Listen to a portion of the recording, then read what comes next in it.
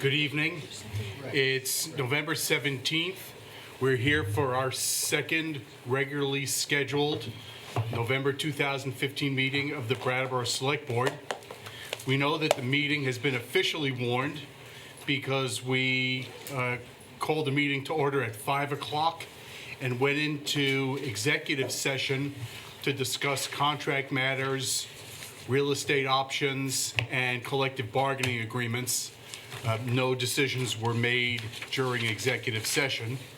I want to welcome everybody who's watching us on television. I want to welcome everybody who's in attendance at tonight's meeting. I want to welcome members of the press and BCTV operators. Hi, James. And I want to thank our ASL interpreters. The first item on tonight's agenda is to approve the minutes from October 27 and November 3, 2015. Do we have a motion to approve those minutes? So moved.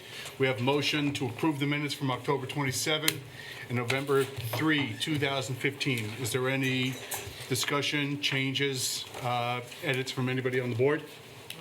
Anybody who's in attendance? Hearing none. All those in favor of approving the minutes from October 27 and November 3, please say aye. Aye. Anybody opposed or abstaining? That carries 5-0. The next matter on the agenda is chair's remarks. I only have one set of remarks to make tonight. I do understand that Tim Johnson has announced some form of change in his job responsibilities, and we want to thank Mr. Johnson for years and years of service to the town and to the community. As a broadcaster, he is in the Broadcast Hall of Fame here in Vermont, and we want to thank Tim for all of his hard work and his introductions.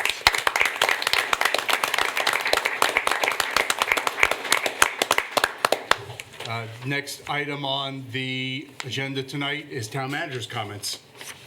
I don't have any this evening, thank you. The next matter on the agenda is select board comments and committee reports. Do we have anything from anybody on select board? You want to do a dump update?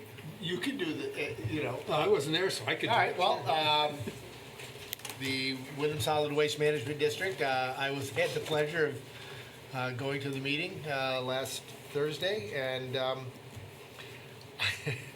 it's still as dysfunctional as ever as far as I'm concerned. So I don't know, we have a lot to discuss here in the next couple of weeks, and because there's some changes up there, and I think we really need to look into it. And Peter and I have talked about it, and David, and so I just think that's, it's going to be a lively discussion. So. Well, each week I say that we'll look forward to hearing about it, and we will look forward to hearing about and to discussing solid waste management here in town. We are going to be talking also about whether we should be picking up garbage Yep. every week or every 2 weeks. Yep. And so that'll be part of the discussion as well. Kate, Can I say something? please. I actually want to thank the town employees, and John's probably going to hit me when I talk about this, but as we all know, the Today Show was here last week, and the police department and the Department of Parks and Rec, who cleaned up Plenty Park, and we had the police officers who stayed. They were 2 hours late getting here, Today Show was, but it was a great thing for the town, and the town employees I thought they were fabulous. So I just want to publicly thank everybody. And the 3 seconds that we were on the Today Show was great. Yes. Thank you, So Kate. I really want to say No, thank they you. did. Absolutely. They did a great job. It an really important did go thing to do. smoothly, even though he was an hour and a half late. Anybody else on select board? Not tonight. Next matter on tonight's agenda is public participation. It would be a good opportunity for anybody who's in attendance at the meeting who wants to speak to something that's not on the agenda. Is there anybody who wants to speak to something that's not on the agenda? Well, we'll be here every Tuesday from the beginning of November to the end of December. So anybody who wants to come in and speak during public participation or speak to anything that's on the agenda, Please do. We're here. The next matter on the agenda is liquor commissioners. We're looking, please, for a motion to convene as liquor commissioners. So moved. We have a motion to convene as liquor commissioners. Any discussion? Hearing none. All those in favor, please say aye. Aye. Anybody opposed or abstaining? That carries 5-0.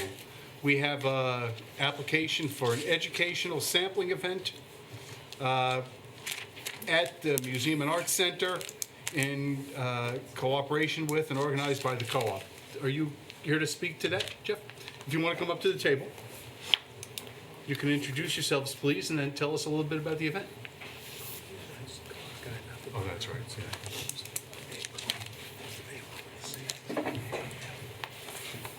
I'm John Megas Russell, the Marketing and Community Relations Manager at the Co-op.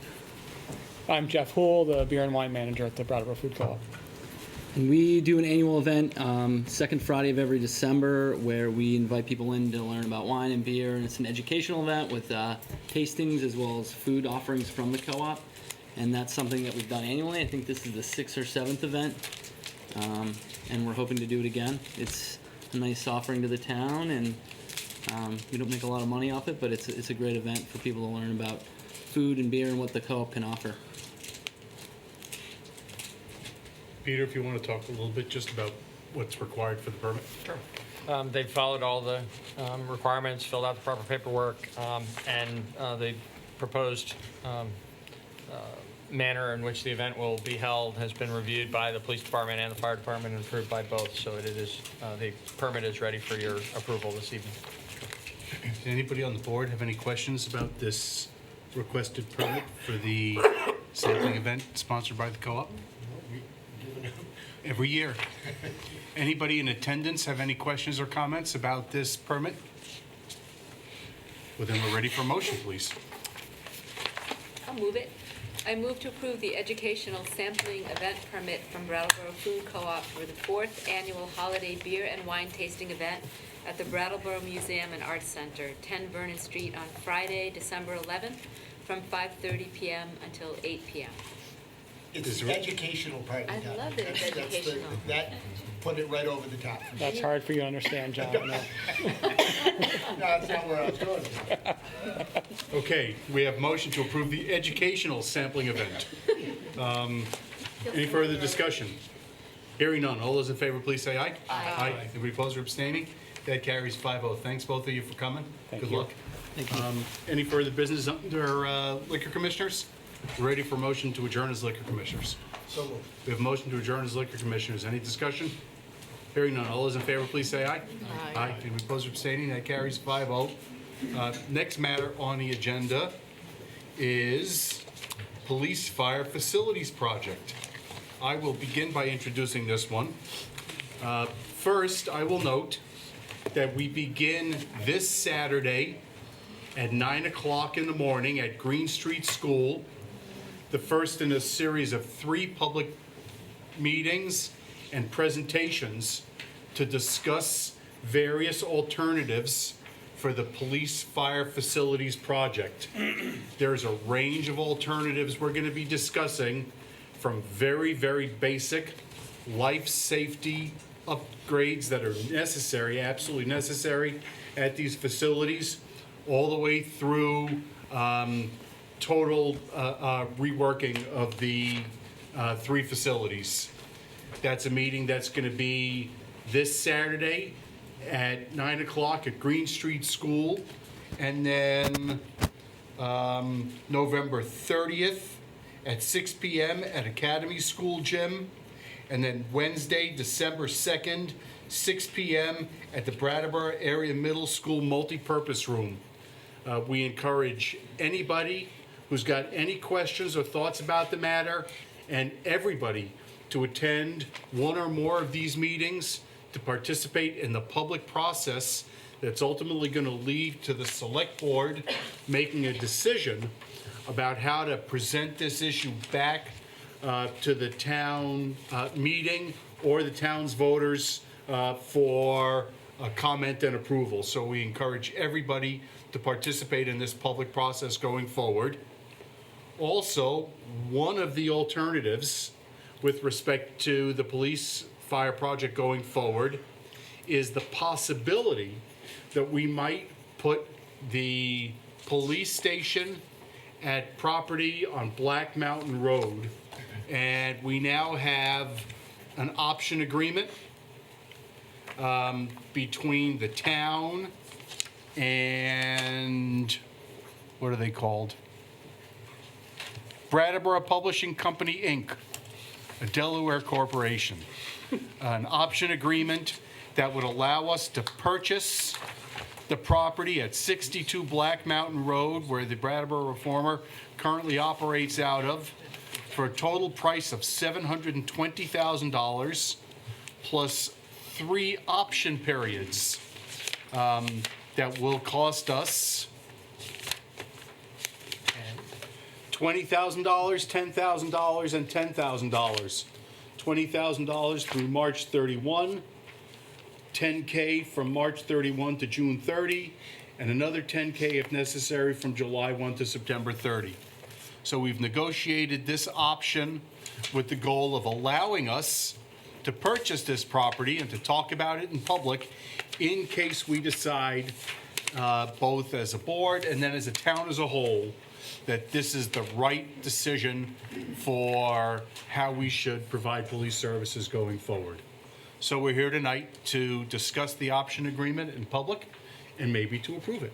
Peter, if you'd like to talk a little bit more about the option agreement and how it works. Sure. So the agreement includes mostly a lot of legal language that was negotiated between Bob Fisher, the town attorney, and actually multiple attorneys representing a variety of interests on the other side of the transaction. And I won't speak much to the details of what's in there. If you had any significant concerns about anything you've read there, it's quite likely that we would need to postpone for a week and have Bob answer that. What I can tell you is that it accurately reflects in terms of the substance of what the threshold dates are and what amount of money will change hands and the intent of the parties in terms of the potential sale and purchase of this property. It accurately reflects all of that. And the one thing, you stated the summary of those details quite well. The only thing I would like to stress is the reason that the option agreement terms are structured in such a way that there's an initial term for $20,000 and potentially 2 separate extensions, each for $10,000, is because of the nature of the ongoing conversation. So what the $20,000 buys us is the time necessary to hold the informational meetings that are beginning this week, have the continued consideration here at the select board level, ultimately at a special town meeting, and some determination about how we're going to move forward to address the needs of the police and fire departments. And it is possible that in the further evolution of that over the next several weeks, that a decision might be made to address the needs of the police department here at the municipal center rather than by pursuing this purchase of this property at 62 Black Mountain Road. If that's the case, the $20,000 will be out of pocket to the town. It will have purchased the opportunity for us to have that conversation and nothing more. But there would also be no extension. And so the reason it was structured to have a March 31st endpoint to it is so that it would be sufficient time to get us through town meeting and these initial sets of decisions. If, as of next March, we're working towards a preferred option of actually relocating the police department up to 62 Black Mountain Road, then the 3 months that the second installment, the $10,000, first $10,000 extension would buy the town, that 3 months should be sufficient for us to acquire financing and move towards the actual acquisition of the property. If for some reason, either relative to the public process around this or relative to the transaction, we weren't able to consummate that by June 30th, then there's the safety net of having the third option period for an additional $10,000. In the event that we do go through and on either of those 2 timeframes actually purchase the property, then half of the amount of the option payments that we will have made during the term of the option will be applicable to the purchase price. So it's out of pocket to us and gone if we decide not to purchase the property. It's 50% applicable to the purchase if we do go through with actually acquiring the property. So the $720,000 that's listed as the purchase price for the property in the contract has been determined to be a relatively fair market value for that property based upon our negotiations and based upon work done by our lister, who has got a huge amount of expertise, and we're glad he's working for the town. Yes, Is he even listening in the back there? he He's is. not even listening. I think he's blushing in the back there. Halfway through the agreement. And then, assuming that we just can't get the property purchased through 9 months, because we can't do it in 6, but it takes 9 months, then essentially the purchase price becomes $735. And if it takes us another 3 months, the purchase price becomes $740. Yes. But based upon our discussions, we also understand that those are well within fair market value, and that it's also a fair market value for the right of first refusal, which doesn't allow the owner to market the property to anybody else during that time period. Right. So, yes, we concur on all fronts. Both at the 720 and at the 740, it's within the range of prices that Russell has advised would be a fair price for the property. The 720 actually is on the low side of that range, and the 740 is about smack in the middle of it. Cool. Anybody on the board have any questions? The only thing I would like to say is I would like to thank Peter and Patrick and Russell and anybody else involved for moving this along. I mean, this has been a long time coming, and it was one of our goals, you know, in the beginning of the year to get this going, and I really appreciate all the effort in this, and Thank you. and really getting this to, at least to this point, and to our meetings. Anybody else on the Thank board? Just remind people to come on Saturday. I was gonna say, but I Hear all about it. Yeah. Is there anybody who's in attendance who's got any comments or questions about the proposed option agreement? Hearing none, I guess we're ready for a motion. I move we approve the option agreement to purchase real estate as presented. Is there any further discussion? We have a motion to adopt the option contract as to 62 Black Mountain Road as presented.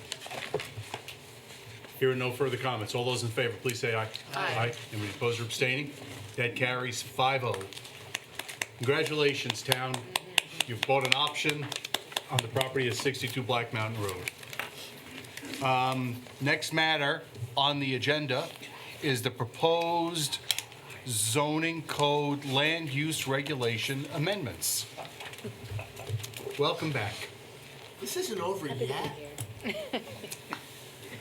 We're gonna put a marina and yacht club on Sunset Lake. I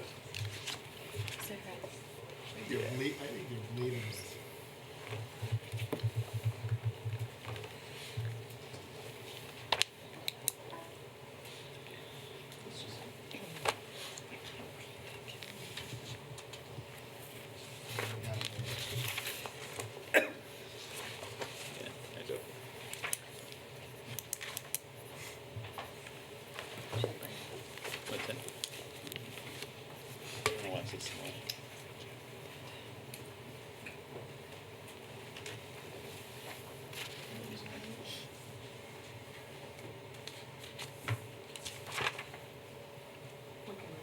I think that's very topical based upon what I understand we're supposed to be talking about. We hope it's topical, yeah. Did you? We might have to just move around that way. Doesn't look like to do damage. How's that? Is it okay? It's perfect. So if the two of you just want to introduce yourselves, and I guess I'll bring us back to where we are procedurally. Hello, I'm Rod Francis. I'm the planning director. I'm Sue Fillion, I'm the planner. Hey, so we've had a significant number of public hearings at the planning commission level, as required by law. And we've had a range of information gathering meetings that the planning commission held and the planning department held. We've had informational meetings here at Select Board. And planning commission has finished its work and presented us with a proposed final draft of land use regulations. And we have convened 2 public hearings last week and 3 weeks ago, as required by law, before the select board can proceed to a vote on the land use regulations. And I don't think any of us were particularly ready last week to vote on the land use regulations because we wanted to hear what happened at the public hearings. There is a number of small issues that remain open for us to make specific decisions about. But other than those small issues, the question before the board and for the town as a whole is whether to adopt the land use regulations as presented. So I think I'm going to start with the broader, I think we'll start with the specific issues. Rod or Sue,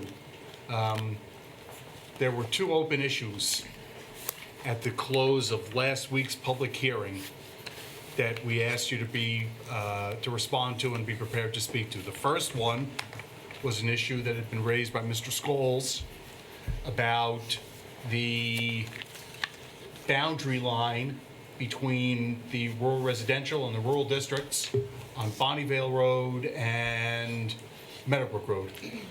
So if you could please speak to us, you've included excellent materials in the binder explaining the issues and the proposed solution, but if you could talk with us about that issue, please, and the three proposed solutions that you've got. Okay. Let me start, and then Sue and I will both speak to this. So you have before you a memo that provides background on how the Planning Commission determined the appropriate boundary between rural and rural residential to rural zoning districts that together comprise about the western 2/3 of the town of Brattleboro. And working on the basis of information that we gathered through the town plan process and also by referring to current state policy guidelines, including initiatives designed and intended to protect working landscapes and to protect the rural character of Vermont, the Planning Commission gave consideration to changing where the boundary between rural residential and rural should take place. And as you can see on this map here, what's that? That's only half, you scroll down. Yeah. You see the top half here. We're a little challenged with this map. So whatever is white here, this is chunked out. This is the village of West Brattleboro, and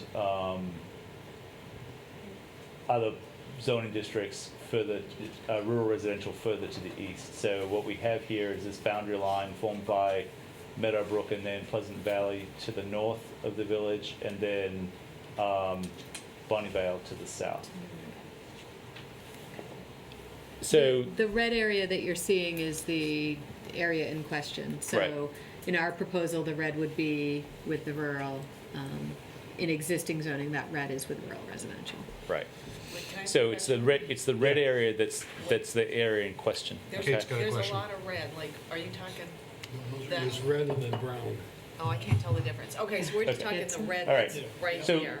All right. Okay. Yeah, yeah. We're not talking all those little dots. No. Okay, This is the area that's in question. okay. Yeah. Following from last week's session. These orange colored parcels, it's more orange On the screen. on the screen. Whatever. Yeah. These colored parcels are, we'll get to that in a little Oh, while. okay. So this is the area that we're talking about here. Okay. So currently, what I just pointed to, the colored red, the crimsony color, is zoned rural residential. And under the proposed draft land use regulations, that would become rural. In other words, it would go to this light green color that you see that dominates the map. The minimum parcel size in rural is 3 acres, and it's higher than the minimum parcel size in rural residential. You'll see these the black lines on the map indicate parcel boundaries, and you'll see that there are a large number of relatively large parcels by Brattleboro standards that we seek to preserve by changing the zoning district between rural and rural residential on the eastern side there, right? And to eliminate any further fragmentation of those already relatively large parcels. So the purpose of the district redrawing was to capture the dominant land use and the dominant character of the land form, and then to make an appropriate decision about where to place the line, using a different technique for actually determining where the line should go. So under the old zoning ordinance, the boundary here is determined by a set distance off the center point of the road, 400 feet. And we abandoned that method of determining zoning district boundaries in the draft land use regulations because we have the technical capability of using parcel boundaries now in a more efficient and effective way. And this avoids parcels being split between two zoning districts, which has its own set of issues for development for the owner.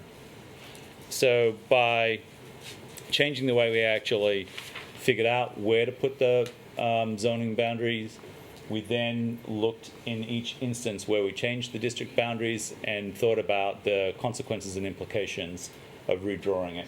Here we identified about 5 or 6 total parcels that may no longer be able to subdivide in a hypothetical sense, and we felt that the overall public good of preserving the rural character of this part of town, the benefit of that exceeded the potential impact on such a small number of parcels.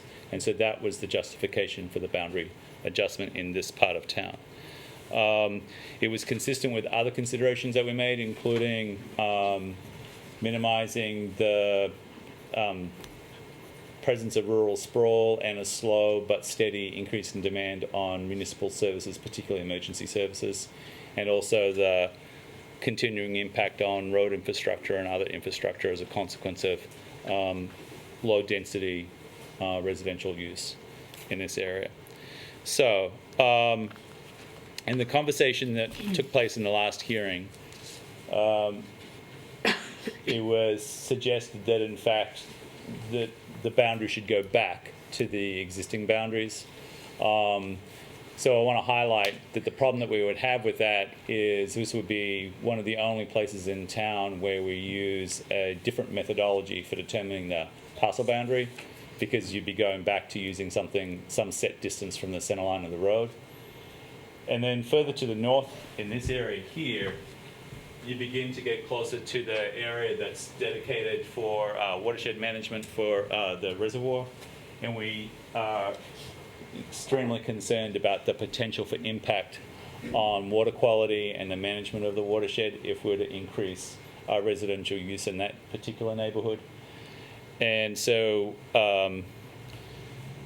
we think that there are potentially alternate solutions to this problem. The last part about this, from a procedural standpoint, if the select board decides tonight to reimpose or to return to the boundary as it now stands in the existing zoning map, it would necessitate at least another public hearing by the select board to gather public comment on that change, because we would advise that constitutes a substantive change rather than a minor change, and so some level of warning and ensuring that there's adequate public comment time would be needed to make a change of that magnitude.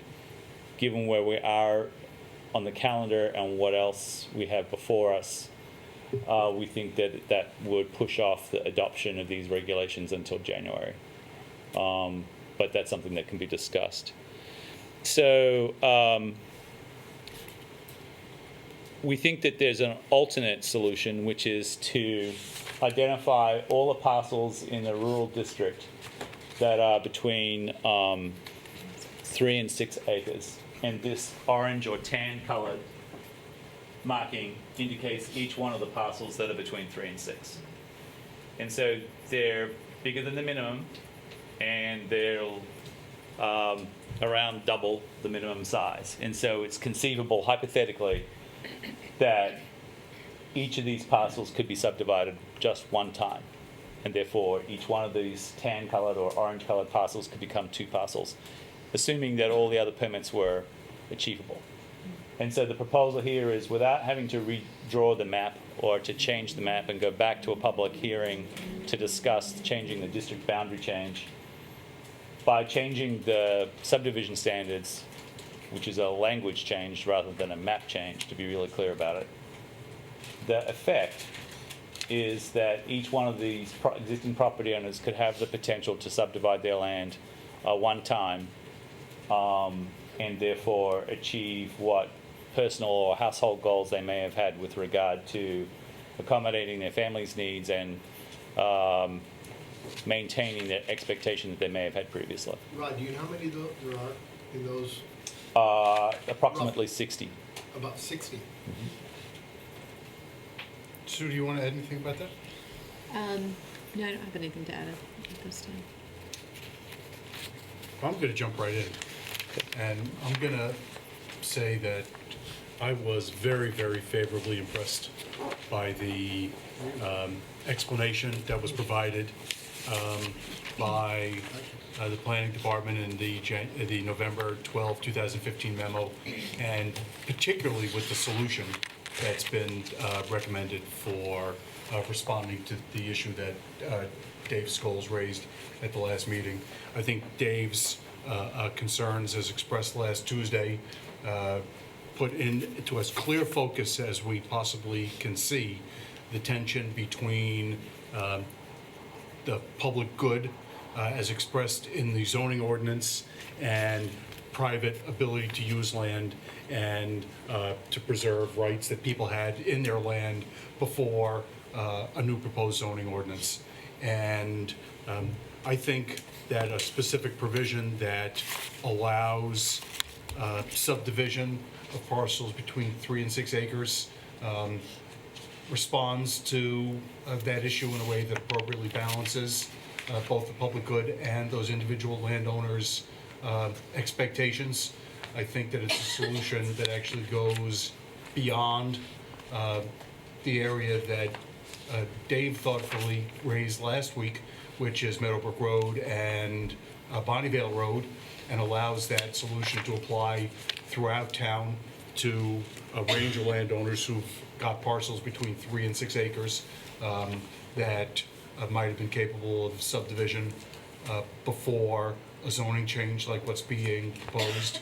And I'm totally in favor of adopting section 344C as a minor amendment to the proposed land use regulations, and then proceeding forward with the zoning district change as originally proposed in these regulations. Can I ask somebody to read 344C? I'll read it out loud. Irrespective of the lot yield provisions below, a developed residential lot at least 3 acres and less than 6 acres in size may be subdivided once to create 2 lots. If each lot cannot meet the minimum requirement for 50 feet of 50 feet of frontage, then the 2 lots must share a curb cut and driveway. Any subdivision of either lot following approval of a single lot subdivision must fully conform to the rural subdivision requirements of these regulations. Thank you. I hope that was slow enough. It's not a yes. Did what we could. Anybody else on the board have any comments, or Dave? Ditto. Just, thank you for a great solution. And Okay. what's the motion gonna say Well, so I can? let's make sure we get all the, Yeah, there may be some. I don't know procedurally how we'll deal with this, but let's make sure we get all comments. Anybody else on the board? No, I think it's a good solution. Anybody who's in attendance have any comments or questions or things they want us to consider with respect to the proposed minor amendment to the land use regulations to add 344.C? Sir, please take the microphone and say your name. Sorry, I'm Dennis Smith. This is new information, and I couldn't quite, I can't get a placement of where these roads are. If you could just give me some rough idea of where we are in town. Yep. So, If you could come down and You want- show you where want- Sunset Lake is. Right, I think okay. that's probably the best thing, Okay. the best, you can find. so this is Meadowbrook Road, Hang on a coming up second. here, Yep. out of, So, just outside of west so of the white is the east of Meadowbrook Road, and Yes. the Yes. It's west of. yellow is the west of Yes. Meadowbrook Yeah. Road? Okay. Yeah. And, so this is Meadowbrook, and then this is Pleasant Valley, and this is the reservoir land up in here. So this goes all the way, that's Pleasant Valley. And then some of the other roads, this is. Sunset Ridley. Lake, oh yeah, sorry. What's that? Oh, Sunset Lake Road. It's right next to the village there. Right. That Back explains across it the- to me, and I agree. Okay. Any other comments or questions or considerations anybody wants us to think about? Yes, Ms. Bosworth. Can I comment on something that's not actually the proposed change, or? After. Thanks for asking. Any other comments about this boundary line adjustment question? So the next remaining item that's left over from our last meeting is an issue that was raised by a hospitality business owner in town about how we deal with non-conforming signs. Once again, Rod and or Sue, if you could explain what you're now proposing in terms of a minor revision to the proposed land use regulations with respect to bringing non-conforming signs into conformance or not. Okay, so you have another memo, which again gives the background. The draft land use regulations contained what we hoped was clear language regarding non-conforming signs, and attempted to step away from the informal rule, sometimes referred to at the DRB as the so-called Herrick rule, which is each time you modify a non-conforming sign, you must make it at least 50% closer to conformity than it was before, which has a series of issues associated with it, not least of which is what exactly is 50%. So what we attempted to do was to lay out a clear standard that would mean that a sign would have to come into conformance at the point of a new permit being obtained. That was based again on wide-ranging feedback from some commercial property owners who felt that they had gone to some expense and difficulty to conform to the sign section of the land use regulations, and others who were offended by the persistence of non-conforming signs that came from a long time ago. And so the challenge that we have as a town is to figure out what the appropriate balance between allowing businesses to exist with their current signs, which may be non-conforming, and imposing a standard that means that the community has a reasonable expectation that the majority of signs will conform to the appropriate regulations after a predictable period of time, rather than endless iterations of non-conformity. So it came to our attention in the last hearing that some of the language could be clearer in articulating that. And so what we've done is suggested that the select board now has the choice of setting where you want the balance to be set. So on the one hand, you could communicate clear community expectations with a time period or a particular step that would require an applicant to ensure that their signs met the land use regulations. On the other hand, you could set it so that businesses that currently have non-conforming signs but undergo some kind of minor change in their operations, up to and including changing a franchise agreement or moving out of a franchise agreement, could change the contents of the sign without triggering the full review and being required to come into conformance with the land use regulations. And so we pose two possible amendments for you. One was simply to, what's that? Clean up the language, and the other one was to allow a little more leniency for businesses that have non-conforming signs now and wish to make minor changes to that sign without bearing the full cost of coming into conformance. So the language that you see offers you both those, those alternatives. Sue, is there something that you want to add? No. Anything else? All right, so I'll then summarize a little bit more specifically. Suggested Amendment 1 and Suggested Amendment 2 that have been proposed to the Select Board are identical, except that paragraph 2 is in Suggested Amendment 2 and reads as follows, in case Ms. O'Connor can't read it. Notwithstanding paragraph 1B above, if a business with a non-conforming sign undergoes a name change with no other changes in ownership or operation of the business, the sign may be altered, modified, or reconstructed to update the business name by replacing or repainting a sign panel, individual letters or graphics within the same sign area. So that essentially allows a business that's changing franchise or ownership to leave the same sign panel size, but to replace either the panel or to repaint the letters on the panel without bearing the expense of bringing the entire sign into conformity. Once again, I want to say I think this is an excellent response to the concerns that were raised the last time. It raises a bit of a public policy issue that when businesses are changing franchises or names without making other substantial changes to the business, whether we should call on them to reduce the degree of nonconformity in the signs. And having been on the Development Review Board for 9 years, I saw a lot of those circumstances. There are some businesses that are absolutely financially capable of bringing signs into conformity when we change the name or the franchise relationship.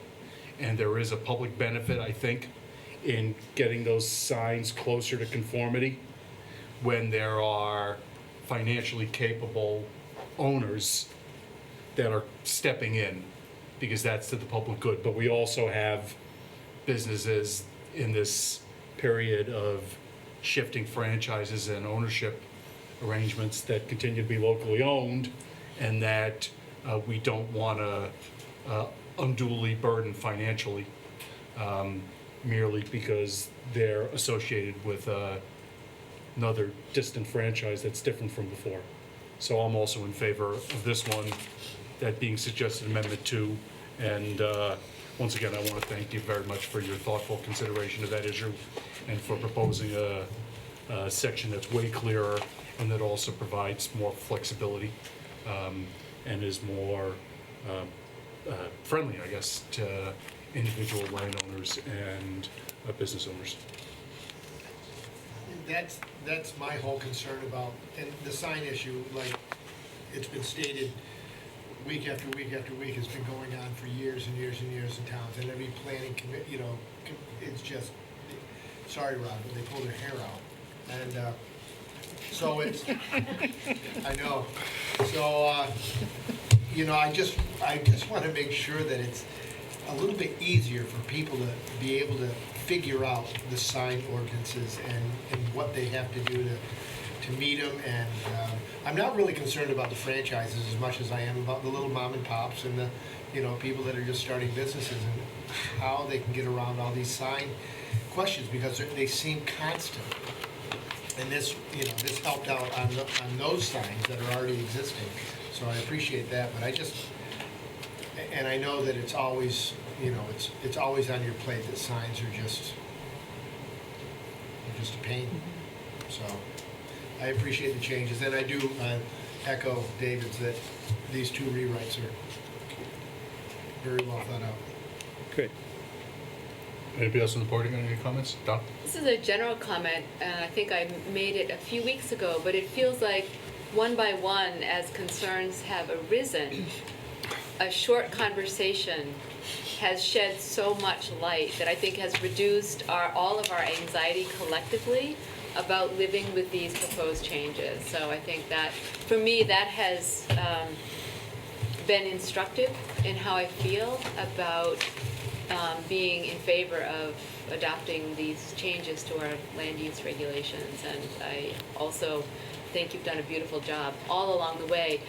It's one thing to sort of be able to mastermind those changes. It's another thing entirely to be able to articulately explain that to those of us who do not do this work every day. So, thank you. I got a feeling there's still some anxiety out there. And I think that's fine. Change can be scary. Change is scary, right.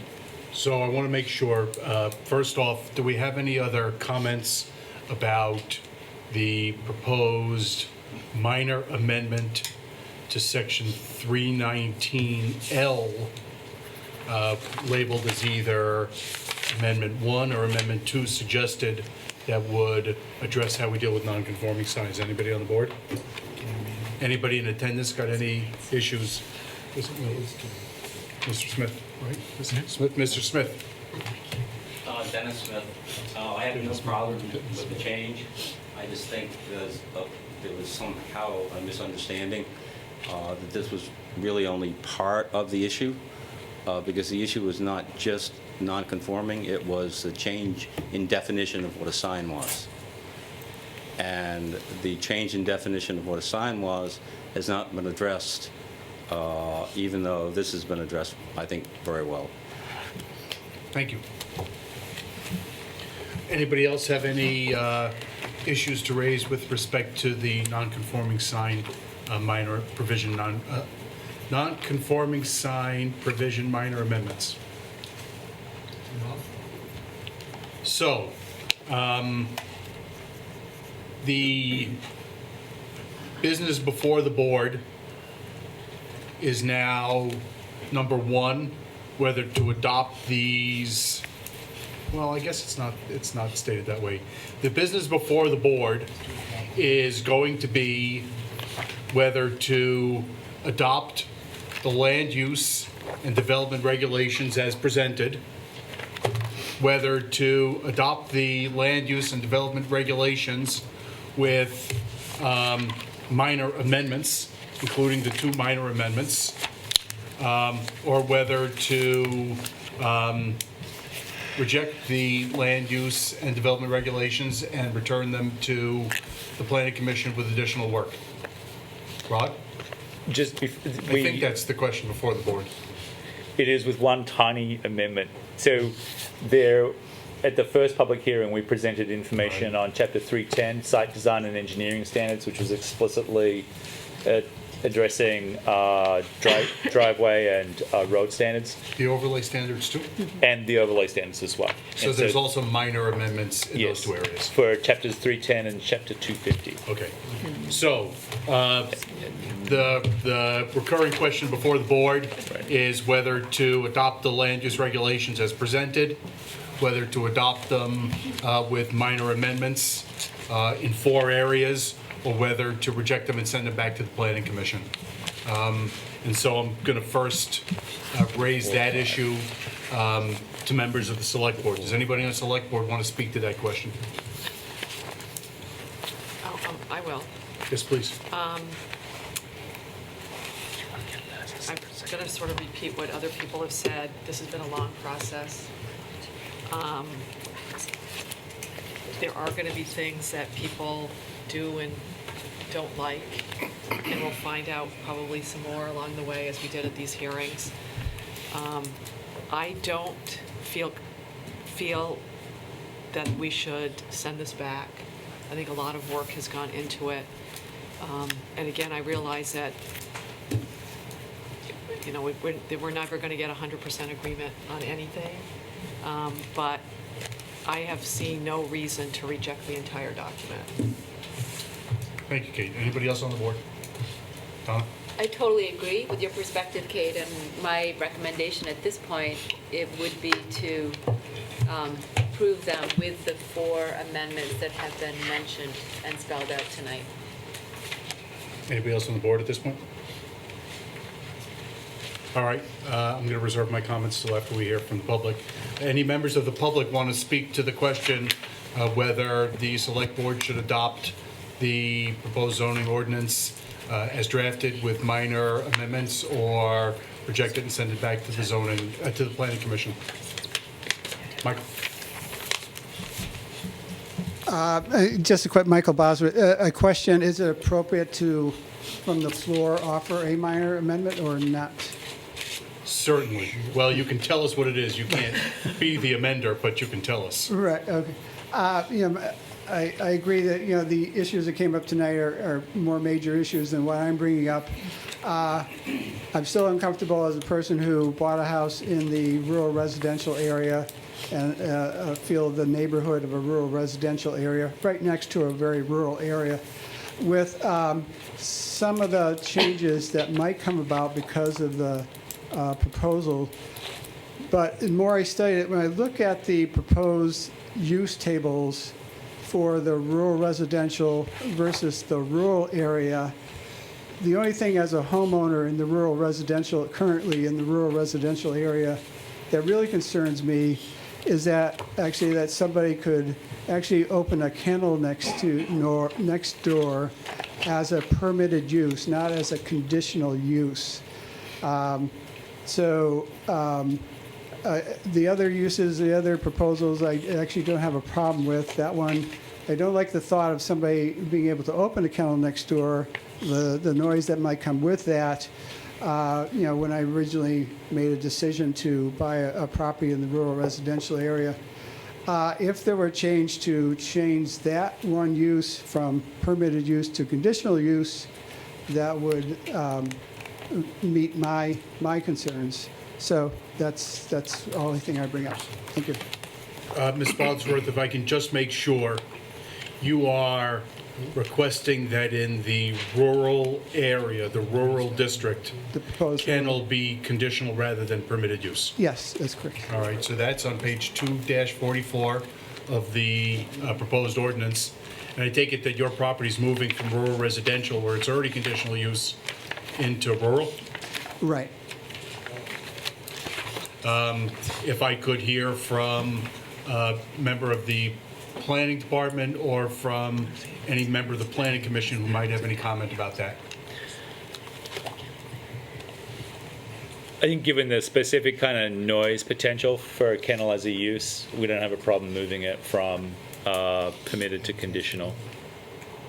We'll be a little concerned about noisy horses, but that's okay. At some point, it's rural, so you would expect rural kinds of uses. But I think a kennel, from bitter personal experience, a kennel can constitute a lot of aggravation. Anybody else have any questions or comments? Anybody on the board or anybody who's in attendance on that specific request to move kennel from a permitted to a conditional use in the rural zoning district? Anybody else have any comments about any matters relating to adoption of the zoning ordinance? Mr. Smith. Dennis Smith, I'm being put in an incredibly awkward position. You'll notice that there are virtually no small business people here attending. So I'm just going to put on the record for myself, and I happen to know many others, who realize that we're fighting a totally losing battle, and that's part of the reason you don't find many small business people here. And that is that even though these changes have been made and they're great and I agree with them, I feel, I can't say we, because I don't represent enough people, that they're really token changes, even though they're good changes, but that the entire process went completely in the wrong direction. that from my 40 years of operating small businesses in Brattleboro and many more years as a resident, that for the good of the town of Brattleboro, making the rules and regulations less strict would have moved the town forward, and making the rules and regulations more strict is not going to. And we won't know for another 10 years, and I could be wrong. But for the record, many people, especially small business people, think that the entire process, and not just the little things, is going very much in the wrong direction. Is there anybody else who's in attendance? Thank you, Mr. Smith. Is there anybody else who's in attendance who wants to speak to that question, whether we're going to adopt the land use regulations? So I guess what I'll say is I think that the adoption of new land use and development regulations is a substantial point in the life of a town and the life of planning commission and select board. And it requires very careful and detailed attention to the law, the regulations as they exist, and the current use and development patterns within the town, and what we're hoping to achieve. And it begins with the consideration and amendment and then adoption of a town plan, and then works all its way through the consideration and adoption of the zoning regulations and subdivision regulations. And this has been a 4 or 5 year process at this point of total revision of the town plan and then total revision of the land use regulations and subdivision regulations. I was on zoning board for 9 years, and the existing set of zoning and subdivision regulations clearly are totally non-functional, and they needed to be rewritten and rewritten as a whole. I've been through the entirety of the new ordinance, proposed ordinance, and I think that it's a solid structure, and in many ways it's aspirational. In many ways it embodies things that are already in place here in town, reflects our current uses of land and how we want to see land used in the future. And there's been an extensive review and revision process that included public vetting, the receipt of hundreds and hundreds of comments from people throughout the community.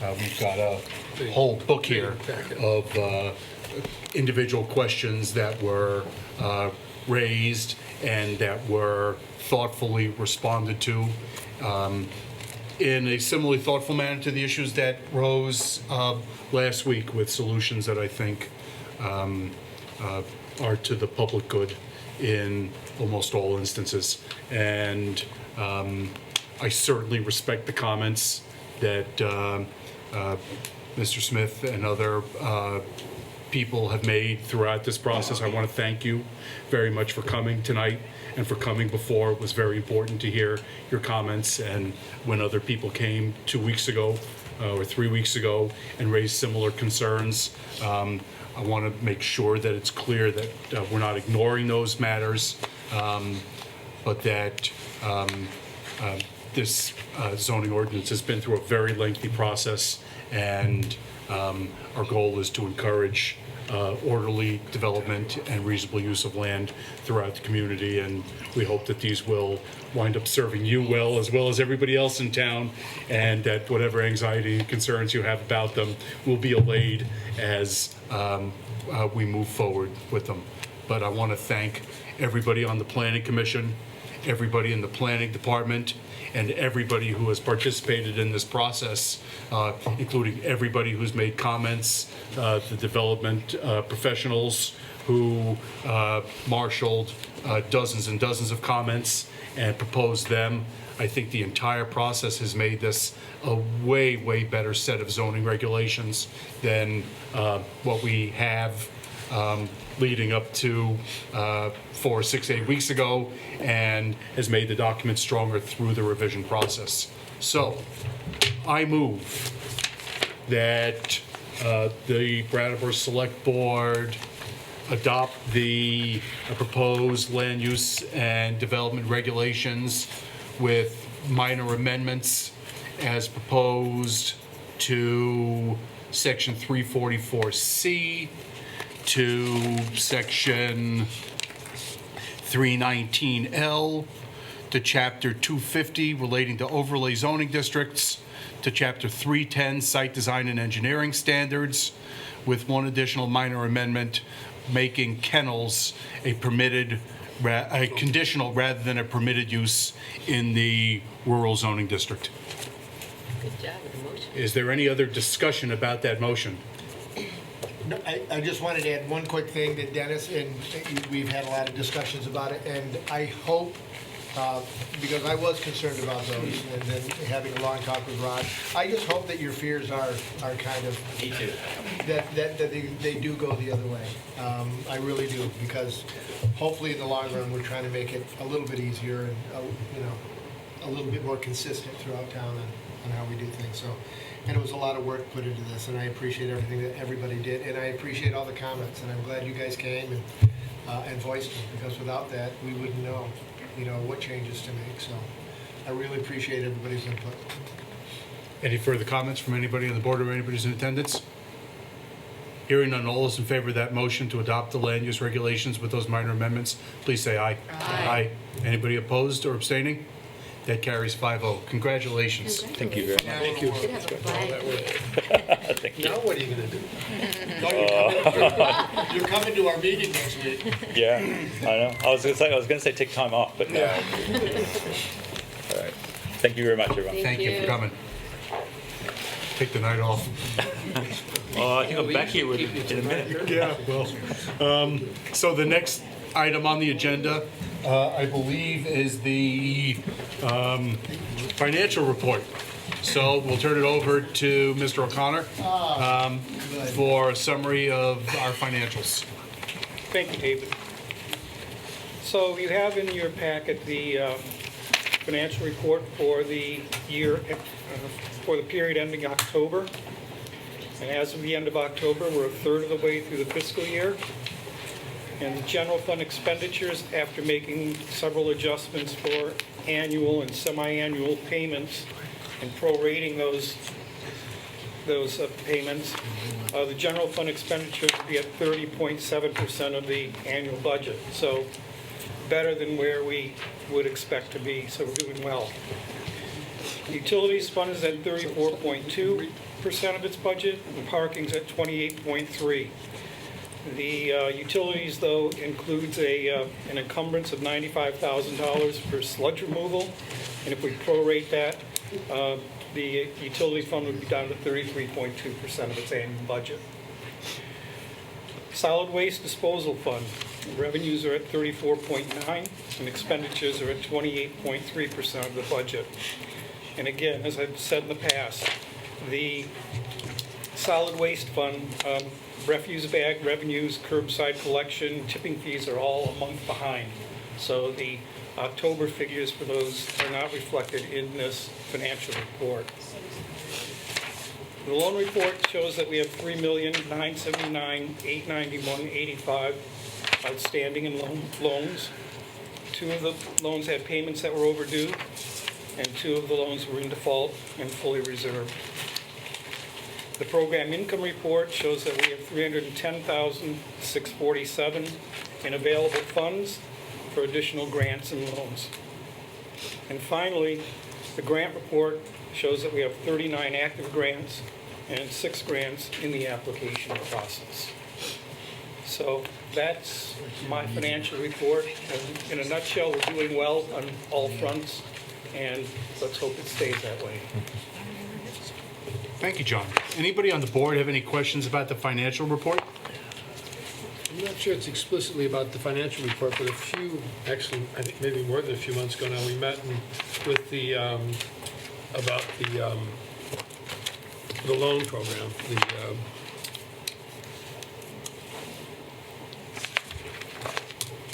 where we still have $310,000, and we talked about changing some of the conditions and some of the limits on that. Is any progress? Has anything changed? We've not implemented the change. I don't know where we stand on modifying the I thought policy. it had to come to us and we would. Yes. It will, Yeah. it will. We have not really delved into that too deeply at this point. Could you put that up, could you move it up a little bit? We will. Yeah, it's been a while. Yeah, Yeah, it is. It's a good point. great, thank you. Any other questions or comments from anybody on the board or anybody who's in attendance? I guess I'll ask a very broad question, which is at this point in the year, a third of the way through, are there any areas of concern with respect to budgetary matters that we're aware of?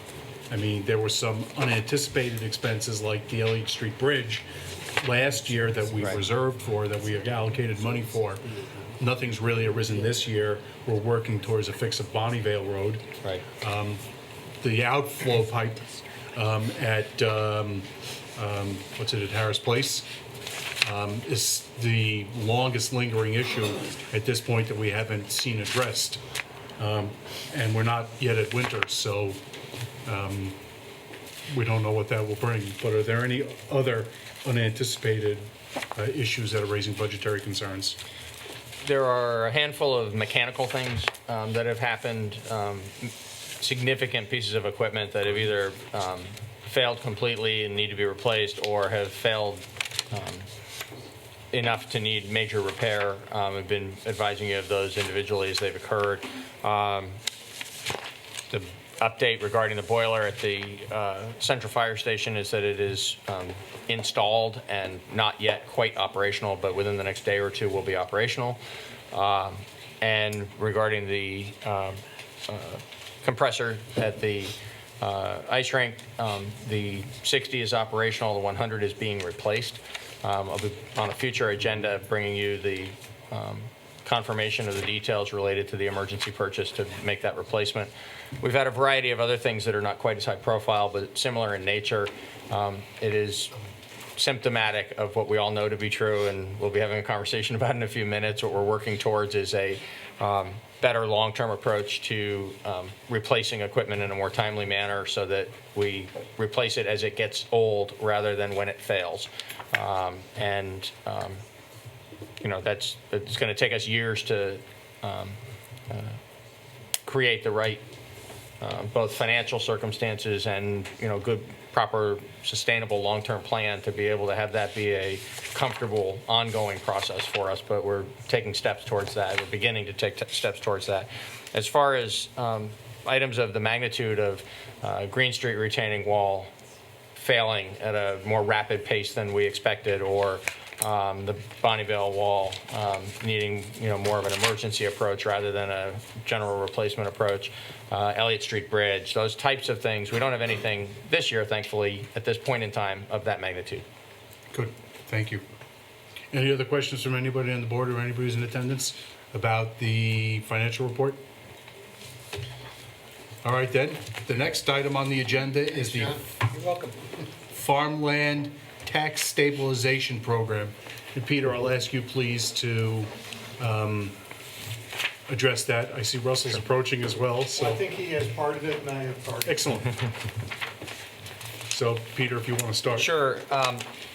By way of overview, what Russell will speak to will be the new agreements under sub-item 1 and sub-item 2, because at Fairwinds Farm, what has been Fairwinds Farm for many years, operated by the Bailey family, there is a transition occurring where the Baileys are reducing the amount of farming they're doing on the land, and there are new farmers that are on the land who refer to their portion of the operation as Wild Carrot Farm. And so Russell will speak to the particulars of the contractual implications of that for us in terms of those two families and their involvement with the program. When we're done with those two items, the third item under this matter is the report of the waiver committee and the confidential meetings we've had regarding the personal finances of 3 farming families in town and the question related to their continued eligibility for the program. I'll speak to that. Okay. Well, it is pretty much as Peter describes. The Baileys are stepping back a little bit, and they have approximately half of the land will be farmed by Jesse Kyan and Caitlin Burlett. And if you have the memo here, you'll see that this looks fairly complicated because Earthbridge actually owns the land. The Baileys own the buildings. There are leases and subleases between the two parties, but in essence, the farm is going to continue as it already has. And both of the farmers will be in the stabilization program, which significantly reduces their taxes. That's really all there is to this. The details are on Exhibit A if you want to see which parcel is which and which parcel is leased by which party. Does anybody on the board have any questions about this 60 pages of maps and leases and deeds and agreements? I'm just hoping they got it right. I just have to comment, I was the first person ever to sign an Earthbridge Land Trust lease back in 1971, I think it was, and it was nothing like this. Was it a little bit shorter? A paragraph. Kind of amazing. Any other questions or comments from anybody on the board or anybody who's in attendance about these tax stabilization, proposed tax stabilization agreements and the supporting land record documents? All right then, so I guess it gets turned over to Peter to talk in general. You want to do this? Why don't you go ahead and serially? approve the two agreements, and then we'll move on to the third Okay. matter. Thank you. So we're ready for a motion at this point with respect to the first agreement. To approve the new farmland tax stabilization agreement with Jesse Cahan, is that pronounced right? And Caitlin Burlett, Wild Carrot Farm, as presented. Is there any further discussion or comment or questions about the motion to approve the farmland tax stabilization agreement with Jesse Cahan and Caitlin Burlett as Wild Carrot Farm? Hearing none. All those in favor, please say aye. Aye. Anybody opposed or abstaining? That carries 5-0. Then we're ready for another motion. All right, to approve the revised farmland tax stabilization agreement with J.A. Bailey and Janet Bailey, Fairwinds Farm, as revised. We have a motion to approve the revised farmland tax stabilization agreement with the Baileys. Is there any discussion from anybody on the board or anybody who's in attendance? Hearing none. All those in favor, please say aye. Aye. Anybody opposed or abstaining? That carries 5-0. Now you ready? Yes, sir. Okay, Peter. So earlier this year, we proposed to you and you approved a change in the town's policy related to the farmland stabilization program because we recognized that as particularly related to generational shifts that occur in farm families, but sometimes for other reasons as well, there are circumstances particular to a particular family that cause them for 1 year or maybe for a period of years to not meet the threshold that requires under the policy that 2/3 of the income in that household come from the farming of the land. And yet, in certain of these cases, it appeared to be quite obvious that the land was still being used in the same manner as it has for decades, literally generations actually, on 2 of these farms. And that the operation of those farms was meeting the purposes for which the farmland stabilization program had been established, and is also consistent with the related provisions of the updated 2013 town plan. So given that the spirit of the policy appeared to be being met, but the letter of it was not in certain cases, we looked at how there might be a change in the policy that would not necessarily relax the standards. We didn't think that that was appropriate in terms of balancing these particular circumstances that arise sometimes against the broader public interest of the whole community. What we thought instead was a better way to approach this is to create a waiver process that allowed families that find themselves in any circumstance that causes them not to meet the 67% standard to have an opportunity to come into a private setting, since this involves the review of their personal finances, be able to come into a private setting to address a specified group of people that are set out now in the policy, who will conduct that review and come and make a public declaration of whether or not the particular family and property owners involved are continuing to operate on the land in a manner that is consistent with the program and should be entitled to continue to receive the tax stabilization. You approved that change, and the policy calls for the chair of the board, the select board, and the town manager to meet with the finance director as the committee that would conduct these private reviews for a variety of reasons related to the chair schedule and the vice chair schedule. In this particular first go-round, it was Kate O'Connor who sat with John O'Connor and me for these reviews. John, it should be noted, as the finance director, is the person who annually reviews all of the financial documentation from all of the participating farm families, and under normal ongoing circumstances usually is able to simply just certify that each one is continuing to comply with all the requirements of the program. In this instance, as we knew from the consideration last spring, there were 3 separate farms where the letter of the law was not being met currently, and so we offered each of those 3 families an opportunity to meet with the waiver committee. They each did come and meet with us, and what we found was that the Thurber family, now operated as a Thurber Ellis farming family, is still every bit the farm. In fact, in their particular case, they've bought some additional land that they're not asking to be tax stabilized, that is adjacent to the farm that the Thurber family has traditionally operated. And so they're actually increasing their agricultural production, but with the same ongoing tax stabilization as they have had previously in the program. And we found, the 3 of us, that their explanation was very satisfactory about their particular family circumstances, and so we recommend that you approve that they continue on in the program. Likewise, the Robb family came in and met with us and had different particular circumstances, but an equally appropriate explanation for what's occurring.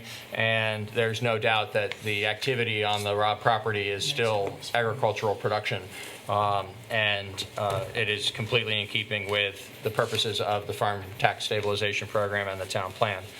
In the third instance, Phoebe Chamberlain came and actually advised the committee that she is closing down her business that she has operated on the farm, and so she will no longer be eligible to participate in the program. And our recommendation there is that that change, where she's not participating in the program any longer, become effective next fiscal year, effective on July 1st of 2016.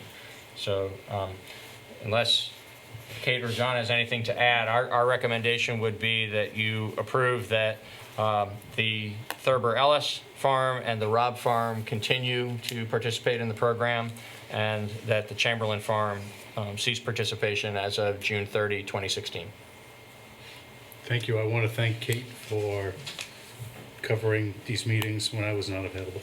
It was really hard. Is there any comment or question from anybody on the board? Note that it was very hard for Kate.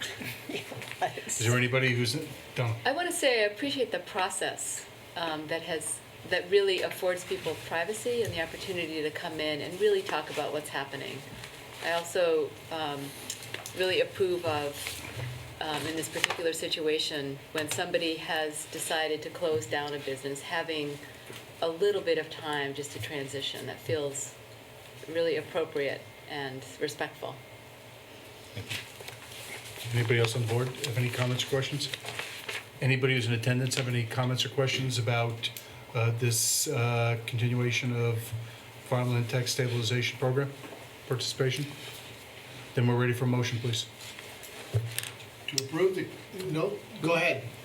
You were ready to go. Okay, thanks, John. To approve the continued participation in the Farmland Tax Stabilization Program for the Thurber Ellis Farm and the Robb Family Farm, and to rescind the agreement for the Chamberlain Farm, all effective July 1st, 2016.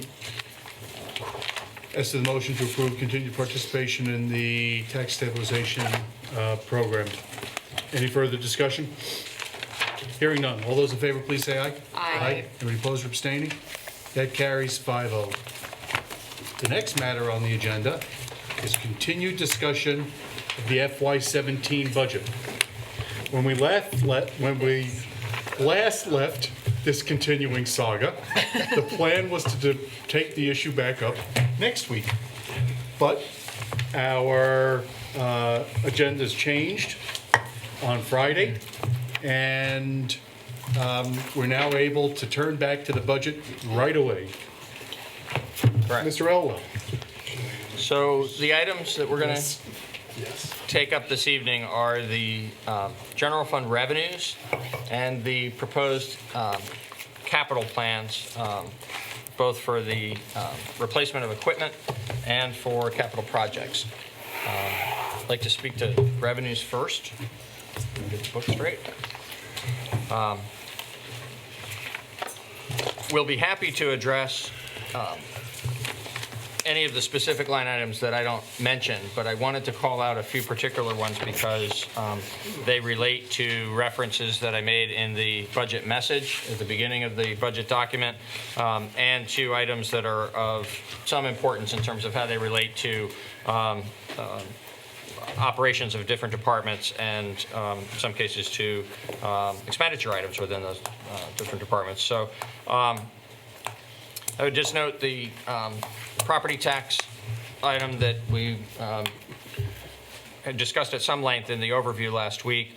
The proposal for slightly over 4 cents of increase in the property tax rate, a 3.7% increase. It's about $500,000 in current taxes increase. That's at the top of the revenues page, page 1 of 18 of your budget.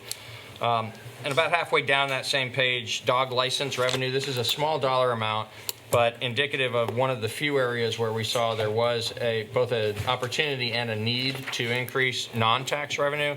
I mentioned last week, I think it's worth mentioning again in this context since we're going over revenues in toto now, that we spent quite a bit of time as a staff looking for opportunities to raise non-tax revenue in appropriate ways, not just willy-nilly, but where it was either a fee that was has not been raised in many years and didn't relate really to the cost of providing a certain service any longer, or where some other circumstance had changed.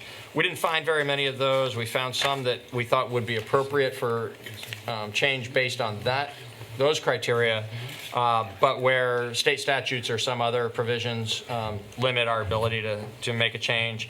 And then we found other circumstances where, even though fees haven't been raised in quite a while, the nature of the provision of a particular service is such that it really didn't warrant a modification to the fee structure. Dog licenses is an area where the state has a controlling interest and takes a certain amount of revenue from what is collected for each dog license, and from time to time that changes.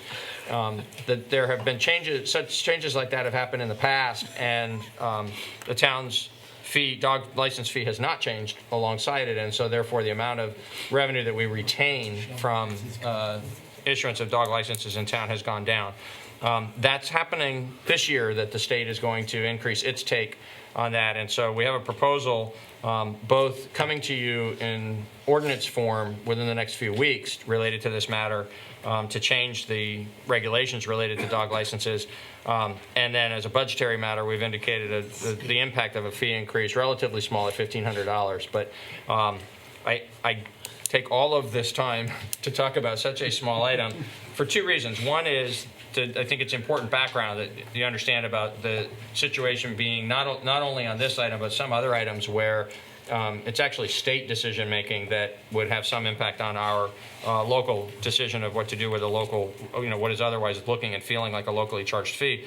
But even more important than that, I think, is just the scale of these non-tax revenues is such that after all of that, the end result in this dog license matter is a $1,500 increase. So when you look at, even a dozen or more of those kinds of changes, they don't add up to much revenue to offset the extreme reliance that we have on the property tax. No.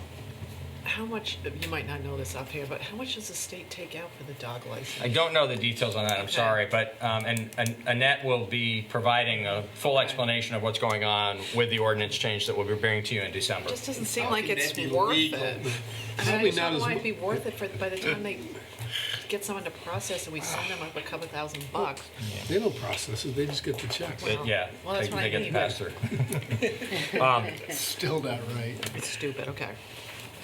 And one thing we're actually going to ask too, this is on more broadly, not on any particular line item, but we've conferred with Bob Fisher about this because we think it's important for the town to be more nimble with regard to adjusting non-tax revenues from time to time as we see both an opportunity and a need.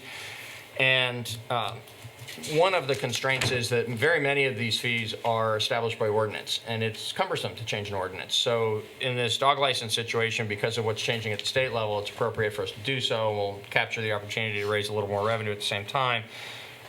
But it is possible for us to, in changing the ordinance related to any particular fee, also have it be enabling legislation so that future changes can be made by actions taken by the select board in public meetings without having to actually change the ordinance. So the ordinance would establish that there is a fee for a certain purpose, but the actual amount of that fee can change from time to time simply by an action of the board. We are going to seize every opportunity we can find to create that kind of flexibility in the fee structure. There'll always be the check and balance of you reviewing any staff recommendation regarding such matters here before taking a final action, but it'll make it less cumbersome and less costly to make the changes that we need to make at various times in the future. The next specific line item I want to call your attention to is the planning permit fees. In that area, we do project a $10,000 increase in this fee-related revenue.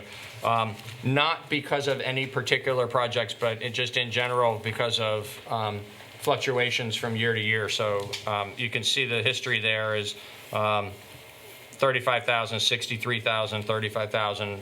We think it's reasonable to expect that there will be a slight uptick and a $10,000 increase in the receipts from that item this year. Library copier revenue is expected to increase because there's a new copier being installed at the library. Jerry could speak to the details, but there's things that copier will be able to do that the old copier wasn't able to do, and we're expecting additional usage and additional revenue. 3D copier, make tires? I can't believe the library finds. It's true. Does the state get any of that? No. Not yet. Not yet. Not yet. Yeah, but they get all the Yeah. all the motor vehicle funds. Yeah.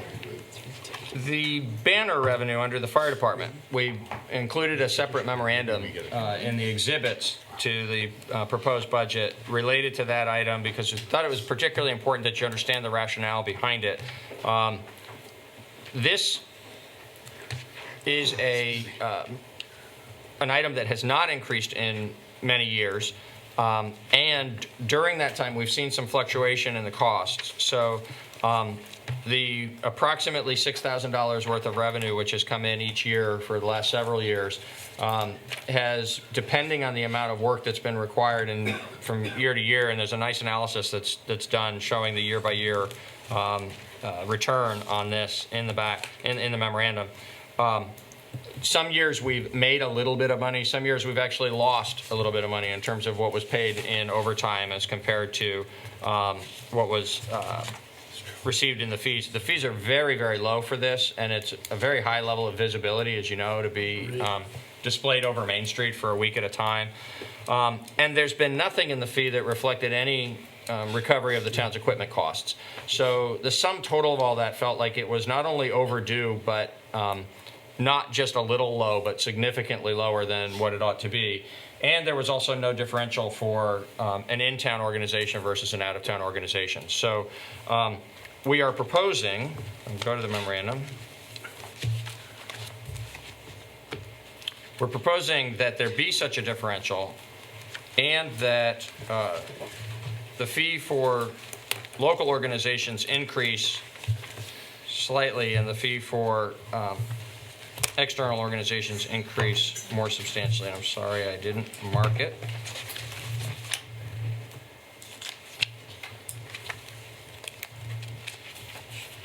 Oh, I see it. At the very end.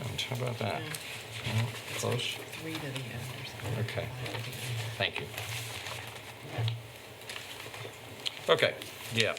It is about the third page from the end. It's a memorandum from Chief Bacassi to me dated October 21st. And the first page and onto the second page shows the multiple years of how it's performed. It's always been about break even, but sometimes we've lost a little. The last couple of years, we've lost $307 and $264.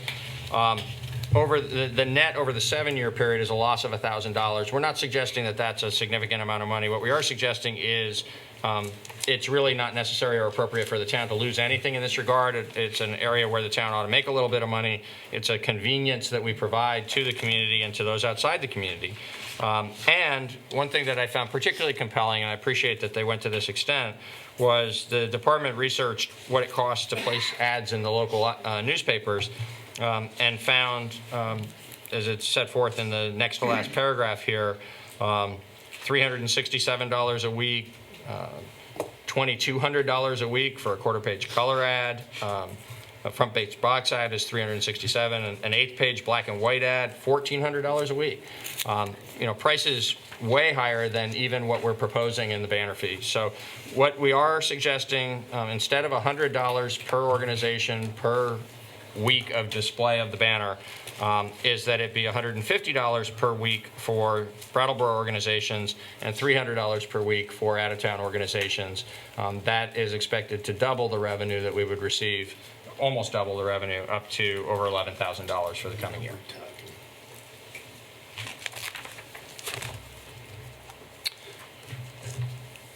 And false alarm fees, smaller increase, smaller total overall yield. We're projecting an increase from 3,000 to 5,000. Similar rationale, obviously not exactly the same kind of circumstances, but a fee that has been at a very affordable rate that is only charged to people who have multiple occasions of violations of false alarms, where the police have to respond to a home in response to an alarm and then find that there was actually no emergency there after all. So we're suggesting an increase in the amount of that fee and a slight increase of $2,000 in the overall yield that it'll provide in general fund revenues. And then, without itemizing them, unless you'd like to take a deeper dive, and if you would, we can. Carol Alott is here and can speak to the fees in the various recreational programs and facilities. But I would just note that the net increase, there's a couple of areas where we expect a little bit of decline in revenue and recreation, but in most areas we expect either stable or increasing revenues. There are some fee increases that are causing some of these increased revenue line items, particularly noting at the skating rink revenue and non-resident fees. And the total net impact of all of that is $12,800 of increased revenue. The expenditure budget within the Recreation Department is proposed to increase by $8,445. So there's a $4,355 net improvement in terms of cost recovery.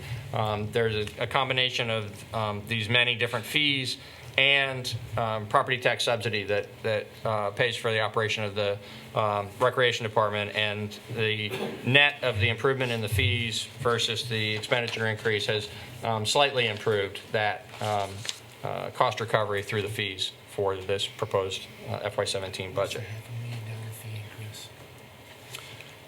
We spoke during the overview of the budget last week about the transfers, particularly the utility and parking fund transfers. We're going to index those for future years. There was a careful recalibration that was done last year. At times in the future, when we think that circumstances have changed sufficiently to do another careful recalibration, we will. But in the intervening years, rather than leave them static until they feel out of date, we'll tie them to the regional cost of living increase and the CPI for the northeastern United States, and we'll adjust accordingly. This year, that CPI was virtually flat, so those two items are staying at $250,000 transfer from the utility fund and $36,900 from the parking fund. And those are the items I thought were particularly worthy of calling out. We'd be happy to answer any questions you might have about any of the other, about those or any of the other revenue line items. So I think what we'll do procedurally is we will talk about any issues relating to revenues, and then we'll turn to capital plan after. and then we'll have a discussion if there's any needed about capital plan. I expect there will be. I guess,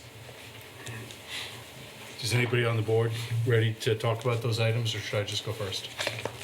All right. Invite you to go. I'll just go first.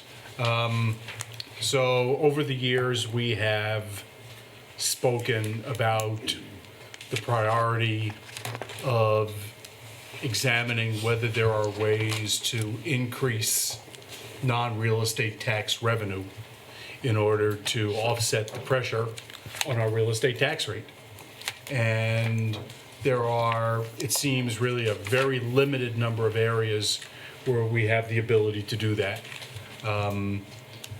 It sounds like you've gone through the fee structure as carefully as the balancing of priorities would warrant, and I thank you for taking that step. We've talked in the past, and I know Dave has raised consistently the goal of seeing if there are other non-real estate tax revenues that can be raised in order to help offset real estate taxes. And two areas that we've talked about are fee for service and the possibility of some sort of payment in lieu of tax program or increase in that type of program. I don't know that there's time in connection with this budget to really examine a fee for service program. The false alarm fees is certainly one type of fee for service program. There are towns that deal with, that charge more money for emergency services provided on the highway and recover more. And those are issues we just like to continue keeping in the forefront. As to the potential of pilot programs or making money back from other tax exempt organizations, we've had, you and I, some serious discussions about that, and it's not clear to me that there's really any particular room for growth in that area, given that the state exempts organizations and we don't have any real leverage to get any more pilot money out of them. But I also hope that we can continue to look at that as we move forward. One of the things that we've talked about more thoroughly is hoping that at some point we can lead a discussion at the state level that might lead the state to give us more flexibility in how we can raise revenue for the town, because the only options we have for raising money are real estate taxes, rooms and meals, and alcohol tax, and the local option sales tax. And because we're on the river, we can't raise a local option sales You tax. said you'd never bring that up again. Well, I'm not putting it on the agenda, but Dover and Wilmington have a local option sales tax. And so they got cash coming in, and we don't have the ability to do that. But there are other alternatives that the state could authorize. We could have a 0.25% income tax. We have lots and lots of people come work in town, and we would raise revenue that way. There are other types of taxes that They could would let us be. keep the whole 1% rooms and Right, meals. exactly. And so I expect we will continue to have continuing discussions about those issues, and maybe to move towards some statewide discussion about that as the Economic Hub Committee moves forward. Excuse me, may I just Yeah, speak to one quick please. thing there Yeah. on that explicit question? We have had communication with the Vermont League of Cities and Towns on that very issue, and while the broader conversation about prevailing upon the state to create some greater flexibility for municipalities in general is definitely a heavier lift and going to take longer, more advanced work, wouldn't be something that would get addressed in this coming legislative session. The specific question about the degree to which tax exemptions for nonprofit organizations negatively affect revenue for local governments is a priority of the league in the current legislative program. Unfortunately, the reality is that since the state is facing, I think they said, a $66 million shortfall, if I remember reading that correctly earlier this week. Another 40. I'm sorry? They found another 40, it's Okay, so, the likelihood that the state would be able to create some mechanism for them to reimburse local governments for the value, the revenue that's lost because of those nonprofit entities being in a particular community is unlikely that would start to flow money this coming year. But maybe if we can get some traction at least on the idea that it's a fair way, since it is in those cases where it is state law that allows the exemption, that the state should provide an offsetting compensation to local governments. If that's something the league is working on, and we could assist with, and hopefully use as a tool to grow the conversation into a broader context about local government revenue. Well, since they're taking our dog license fees, I don't ever think they're gonna. Understood. You know what I mean? It's like- Understood. I'm just saying there is work that is being done in that area. I don't No, I think get it's broad you. enough yet, and hopefully with more voices in the choir, we could push that to be a higher level of priority at the state. Russell probably knows the answer, but I think that almost 20% of the property in town is tax exempt. 18% or so. 18% of the property in town is tax exempt, and that means, Does include the town, though. yeah. Good point. You could have left that out. Okay, I'll move on to the next one. It almost sounds like we need to make a road trip up north. Well, I'm not sure I want to do a road trip this year. So, Last one worked out so well. yeah, it did. So, the other thing I just want to raise, and I don't want to pick on Parks and Recs, and I'm sorry, Parks and Rec, I'm sorry, but I have a question about the revenue, because I see two different figures. So in the budget itself on page 3 of 18, I see revenue of 2.25, right? That would be line 1, right below line 1, 570, 500. So we have $225,000 in Parks and Rec revenue. But then the memo, the summary that's provided in the detail appears to show $342,590 in revenue. Look, So I'm wondering about the difference between that. I would also just point out that the total expense for Parks and Recs is just over $782,000. So we're spending between $440,000 and $560,000 in real estate tax money to support Parks and Recs. There are portions of the Parks and Rec program that I think should be supported by real estate taxes, to the extent that we are providing green space within the community, to the extent that we are providing and supporting the Gibson-Aiken Center, for example.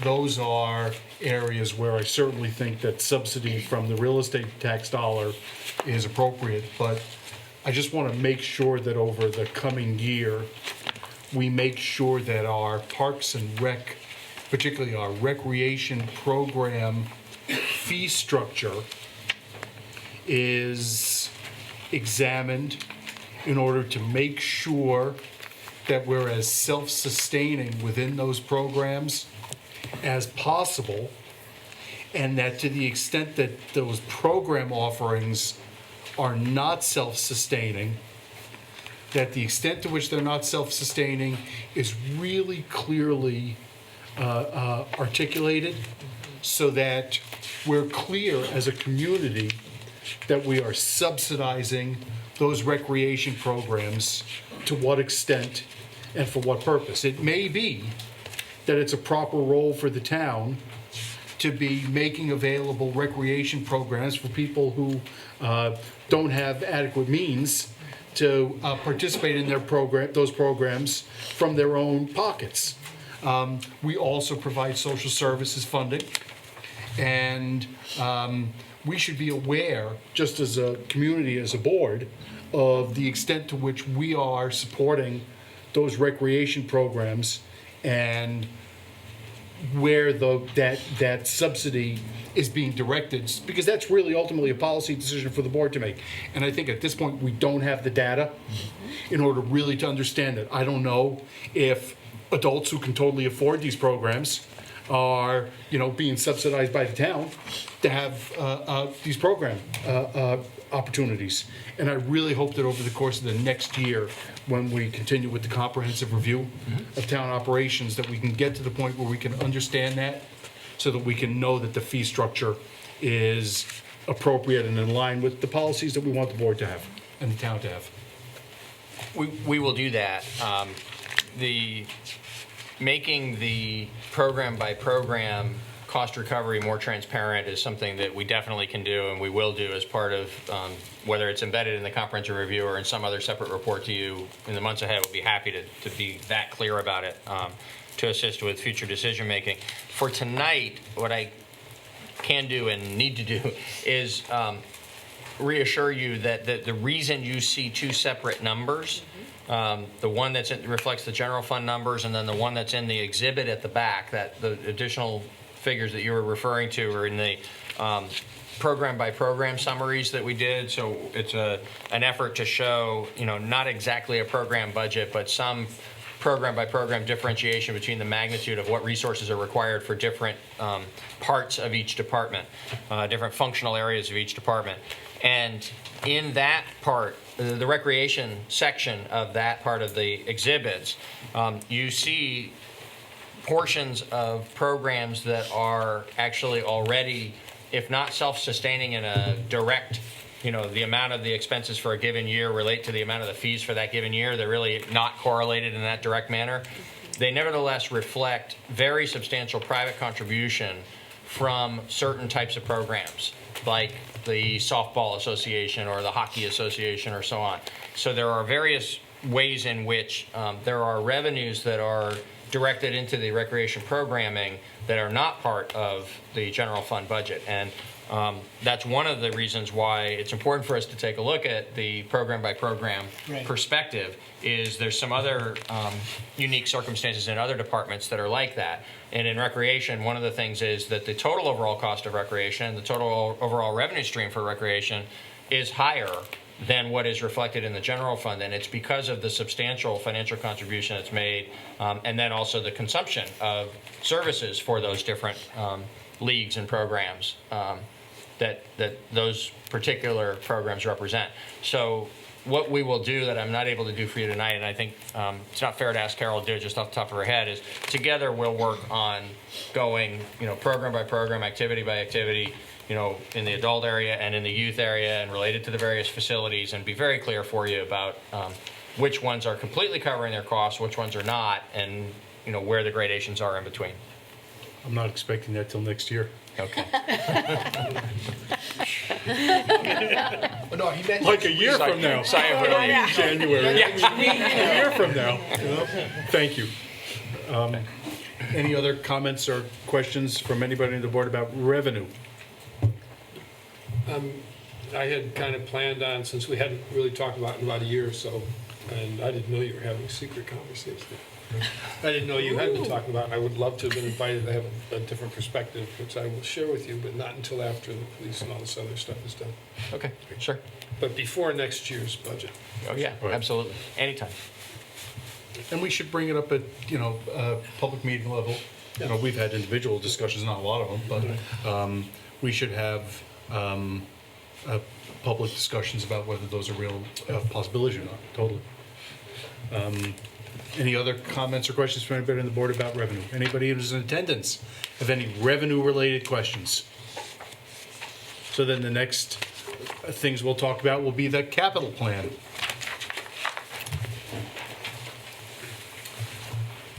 So the first of the two capital plans is the project-related plan. That's the first 2 pages after the capital budget tab. And the projects that are proposed to be funded for FY17 are the Phase 2 of the Municipal Center Life Safety. That's the fire sprinkler system in this building for $160,000. That would not be funded with the property taxes or other current revenues. That would be funded with fund balance that exists within the capital fund from the appropriation last March by a town meeting for particular projects to be used for some combination of 4 particular projects. The Municipal Center Life Safety improvements were one of those 4, and what remains in that fund will completely cover the $160,000 cost of this work. Next, under the library, there's 2 separate sets of renovations that are being planned. There was recently a public meeting about held by the trustees, and this is one's $100,000 worth of work, the other is $50,000 worth of work, and the $150,000 would be provided from the Reed bequest. So while there are in the out years some library improvements that are intended to be funded with general fund resources, these 2 projects are intended to go forward in the coming year, but without any impact to the taxpayers. Down under the Department of Public Works, the street paving and improvements, $300,000 has been the annual allocation to that whenever we've been able to afford it in recent years, and is again the allocation this year. That area and under sidewalks a little further down in the plan, we hope to gradually increase over the years ahead so that we can keep up better with the infrastructure needs, those basic infrastructure needs of the roads and sidewalks of the town. But for FY17, we're proposing $300,000. That would be funded with current revenues of the town. The Bonnievale Road retaining wall, $150,000, and $50,000 for sidewalk repair and replacement are both proposed to be funded for this year. And at the Gibson-Aiken Center last year, you approved $30,000 to begin a multi-year program of replacing all the windows there. There's a significant need for that based on the dilapidated condition of the windows, so they were prioritized into 4 sets of getting at the worst ones first and going from there. This would be the second of the 4 years at $30,000 in this year's plan. And one project that you wrestled with hard last year and in the end just couldn't afford to include in the capital program, but I think based on my observation and watching your meetings, I think there was widespread recognition, if not unanimous recognition, of the need. It was just not something that outweighed other needs that were competing with it last year, was to solve the leak and do other improvements at the swimming pool. There's a substantial leak there, as you know. We're losing a tremendous amount of water each year, and there's a cost to that, for the water and the chemicals and the other expenses of maintaining a facility that's in that kind of disrepair. So what we've done is further broken this apart. It's my understanding that some years ago this was in the long-term capital plan as a single project. And over the years it had been broken into 3 separate pieces. I'm recommending to you in this budget that we break it into 4 so that we can afford to do the first of those 4, which is the most critically needed, which is to repair the main pool itself. So it's $165,000 to do that work, to stop the leak, to make it safe. There's a few areas actually where it's actually hazardous in terms of the sharp edges of some of the conditions of the pool edges. So we just need to get at that and do it sooner than later. Hopefully it can be funded this year. Make the pool itself a safe and maintainable environment, and then move on in the succeeding 3 years to the bathhouse improvements next year, the wading pool and filter plant improvements in the 3rd year, and the support room and final phase of the work in 2020. So that is the sum total. That phase 1 of the $165,000 for the pool would be in this year's, and together with the windows and the sidewalks and the retaining wall and the other items I mentioned, amounts to just over $1 million worth of work, $1,005,000 worth of project work, $150,000 of which would be funded by the Reed bequest, $160,000 from the fund balance of the capital fund, and $695,000 from current revenues, not all of which would be from tax revenue because of the fact that I'm proposing to use unassigned general fund balance for the pool and for the Bonnievale retaining wall. Anybody have any questions about the capital projects? We will note that the presentation is divided into two parts. This is capital projects, and then capital equipment is coming next. And that's part of a conceptual shift in the way the capital plan is being presented. Projects being really more one-time things or continuing as the case may be, and then vehicles which are primarily, or equipment which is primarily recurring. Correct. So ideally, in the longer run, we will get to a stabilized situation where our vehicle replacement is occurring in such a routine manner that we basically just roll forward through the plan and have it balanced in such a way that it's only that very rare, very expensive piece of equipment like a aerial ladder truck for the fire department that might be either require some borrowing or some special funding in a particular year. But where otherwise it's just an ongoing part of our town operations that provides for the responsible replacement, not replacement of things before they've used, we've gotten the full use of their expected life, but where we aren't in a situation of trying to hold together vehicles that have exceeded useful life and where they actually fail under us and cause us to need to replace them on an emergency basis, but can just on a steady, forecastable basis replace things as they get old.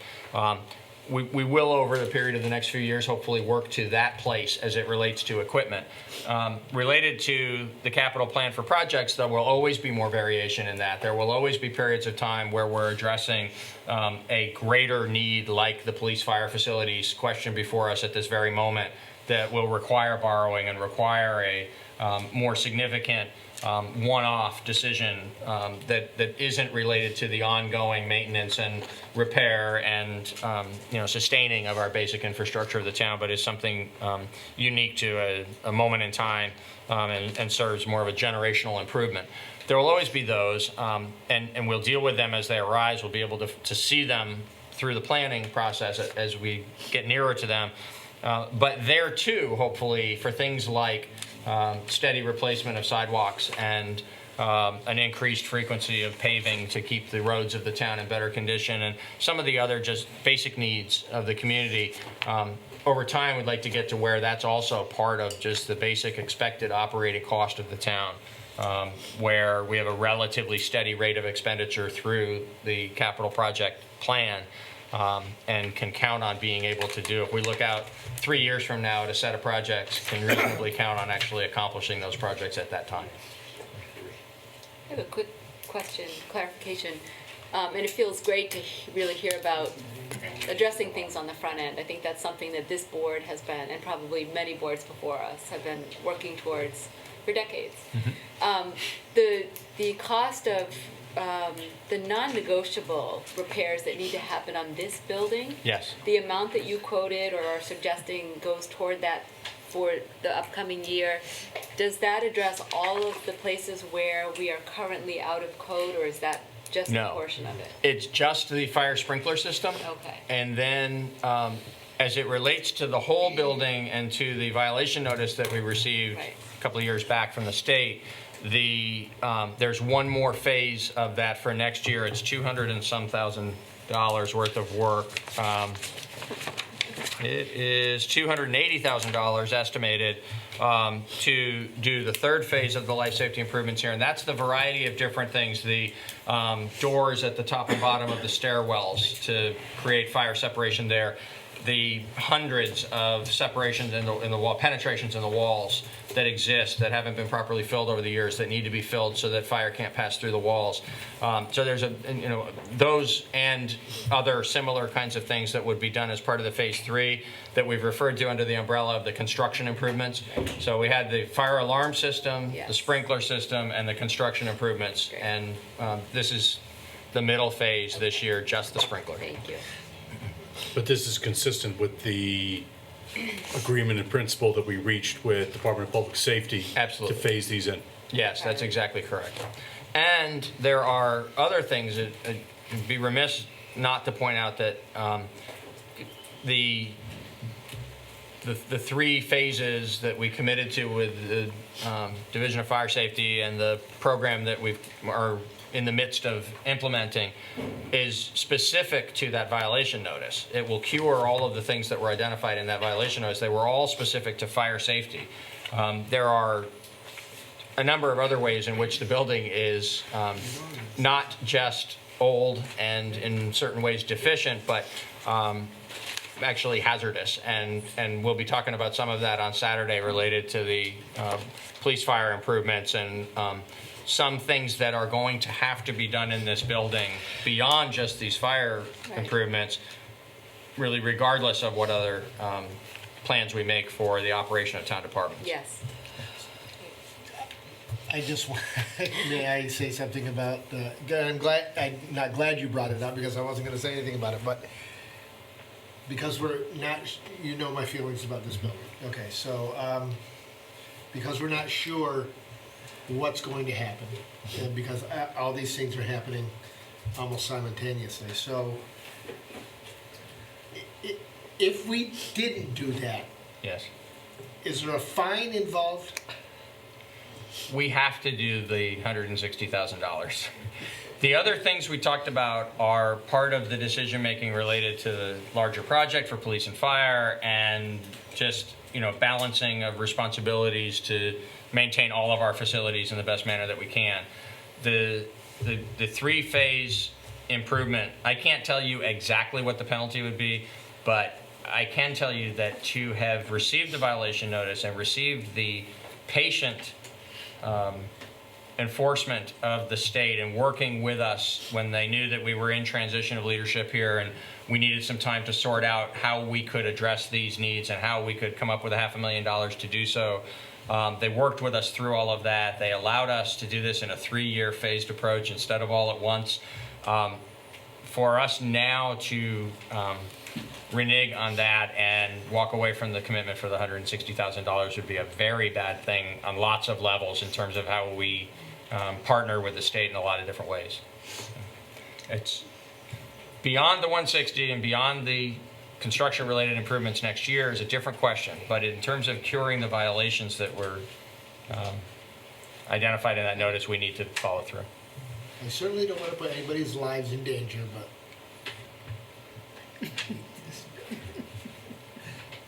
okay, fine. I'll let it go. Any other questions or comments about the capital programs? Or the programmatic capital needs? So, Peter, then if you talk about the equipment. Sure.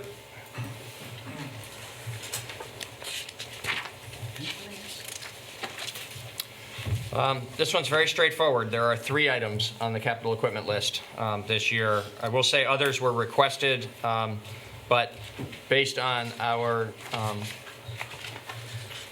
need to put some of those other project-related things at a higher level of priority than some of the vehicle requests, that was the balancing act. And so we've got a small, only $264,000 recommendation related to vehicles, and it's comprised of replacing 2 police vehicles. We need to maintain a good, steady practice of replacing 2 of the police cars each year because of the long periods of time that those idle and how they get some pretty hard driving. They're on the road, not continuously, but more than a normal vehicle would be. So replacing those routinely on a schedule is important. And we have 2 Chevy Impalas that are scheduled at $42,000 each for FY17, and then $155,000 for a dump truck, a 2004 dump truck that would be replaced in the Public Works Department for a total of $264,000 of equipment. Any questions from anybody on the board about the capital equipment? And all of that, excuse me, but all of the 264 would be with taxes. There'd be no borrowing. Anybody on the board? I guess I'll just note that, again, this year, as for many, many, many, many, many years, the coming years Are much higher. are much, much higher, like $1,128,000 and $1,164,000, and then $1,864,000. Right. So Well, we're gonna have a lot obviously more we have some, revenue by then. we have some very, sorry, I shouldn't laugh. We have some very significant capital equipment needs. We do have some very significant capital equipment needs. I will also say, though, that I told you at the outset of this process that it was going to be one more year that would feel similar to the processes you've been through these last few years. And we're just in the beginning stages of changing some of the ways that we look at these things and plan for these things. One of the impacts of that is when you look at those out years, we haven't done the work we need to do on creating a sustainable long-term plan. We did make some modifications to these out years. We put some things in places, things that we couldn't afford to fund this year, we put into places where we thought they were, responsible to be and looking ahead. But there's a good bit of work that we all, as a management team, need to do together to identify what we think that steady state funding stream is going to need to be in order to really keep up with the equipment and project needs. This year, what we did was leaned really heavy on the project side for reasons I hope are clear based on the projects that were selected. And it means that we're underfunding the equipment replacement, and that's why you see it looking so out of balance for future years. I wonder if it's, are you, I just want go to ahead, ask a question. please, go ahead. And I can't believe I can't remember this, but I think I just wanted to forget.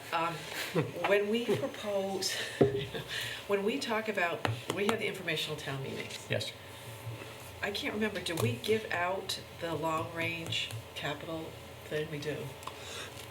Explain that. Totally. It's in I the just book. can't, I just honestly God can't remember if we do that. Capital, long-term It's in the capital book. plan goes in the, goes in Yeah, the it goes town in meeting the town materials. report. Yeah. Goes in town report, yeah. Okay, because Totally. I just think, I mean, it sort of scares me, When they these see numbers. And I know I shouldn't be worried right now, but I just think it's nice, and you guys have done like a super job. But I'm just waiting. Well, for my answer to that would bad be, let's not just let that anxiety focus here. There's a broader set of issues we need to grapple with. Oh, no, that's what I'm saying. I'm saying you add this. Don't just worry a little. That's why I'm worried about this, because there are all these other Anxiety. things. No, here's the bottom line to that, though, is because there are accumulated deferred needs that need to be addressed and balanced year by year and in the longer term plan, it's not going to get fixed in a year or two. It's going to be something that if we start with some better practices, one of which I've recommended is to fund these capital investments with cash to the greatest degree that we can. There are larger items that are going to need to be borrowed for, but let's avoid borrowing because it's a tight year, because most of our years are tight. And so if we avoid that, we avoid the interest charges that come with that, and we avoid the feeling that it gives us that we're affording keeping up with a certain level of investment when we're really not. We need to be operating with cash for these purposes, mainly so that we do feel what it means to us about what coming up with an extra $1 million it requires in order to address things that have been deferred for too long. But what I meant, and I'm sorry, I understand why I made people laugh, but it wasn't meant to be a joke. The long-term financial plan is so important, and I wish that I had produced that for you. I will say, as I've said before, that every member of the management team has done what I've asked of them in the comprehensive review process. I got diverted to other things, and we didn't finish that, and so we didn't do the long-term financial plan. That's my responsibility. We will do those things in these next weeks and months. And by spring, we're going to be talking about these things in a different context. It won't necessarily be a happier context, but it'll be a realistic view at what 3 years and 5 years and perhaps longer down the road looks like to us. So I would urge you not to be overly fearful of a particular number in this particular plan that hasn't been calibrated to anything right now. It just reflects the continued recognition of unmet long-term needs. What we'll be doing together over these next several months is turning that into something where we can explain to you what we think it means to us in terms of the lift we all need to do together to get on a better track. And how realistic that's going to be, how fundable it's going to be, how much it drives actually harder decisions as opposed to the commitment to a certain path. It's all what we're going to work through together. Well, I guess we know who's not running for re-election next year. Tell me, Kate. Other questions or comments from the board about the capital equipment portion of the budget? I have one other set of comments, and it has to do with funding the capital expenses that are proposed. And I just want to talk about that by way of overview. At this point, as I understand it, the budget contains $1,270,000 approximately in capital expenses for programs and vehicles. Correct. $1,270,000. And first, I want to thank you very much for your excellent work prioritizing those items and identifying fund sources to pay for them. Many years in the past, we've wound up going through the capital expense list and needed as a board to decide if we were going to cut this vehicle or that vehicle. And having had the administration go through these requests and present a plan that is workable to us in the first instance is really very helpful. What I would note from that $1,270,000, as I understand it, is that we would be paying, you propose, $380,000 out of real estate taxes for capital projects, which is paving, windows, and sidewalks. Correct. And the remainder of the capital projects, that being the library improvements, the municipal center, the pool, and Bonnievale Road, which total $625,000, would be paid, you're proposing, out of a combination of, is that 6.25K, that's to be paid out of fund balance, the capital fund balance. Right, general fund balance, General capital fund balance. Yep. Capital fund balance, and The Reed bequest. the Reed bequest. Yes. So, what you're talking about then is $380,000 for capital projects out of operating revenue, and then for the vehicles, which is $264,000. So the total that we're looking to pay out of real estate taxes for capital is $644,000. Correct. But after finishing with that summary, the schedule on which, or the manner in which we would be purchasing the vehicles really represents a paradigm shift from what we've done in the past, which has been to borrow for those vehicles over a period of time. And so I'm then drawn back to page 7 of 18 in the general fund budget, and I note that and I want to make sure that John O'Connor corrects me if I'm wrong, but our principal and interest payments this year are $1,268,900. Correct. And so that means that coming into this year on this $16 million budget, almost a full 10% is payments that result from borrowing. And so to the extent that this is a transitional year where we're talking about shifting to paying for vehicles out of pocket, out of current real estate, rather than borrowing for it and putting off the payments till later, it seems to me that there's a solid rationale that we can use to be paying off part of that bond and interest and borrowing obligation with the excess fund balance. And so we have fund balance at present in the amount of $2,136,744. And we're proposing to use $315,000 of that for the pool and Bonnievale Road retaining wall. This is 268. But it leaves us $268,000, that's exactly right, I already spent it. in excess fund balance over the 10% guideline.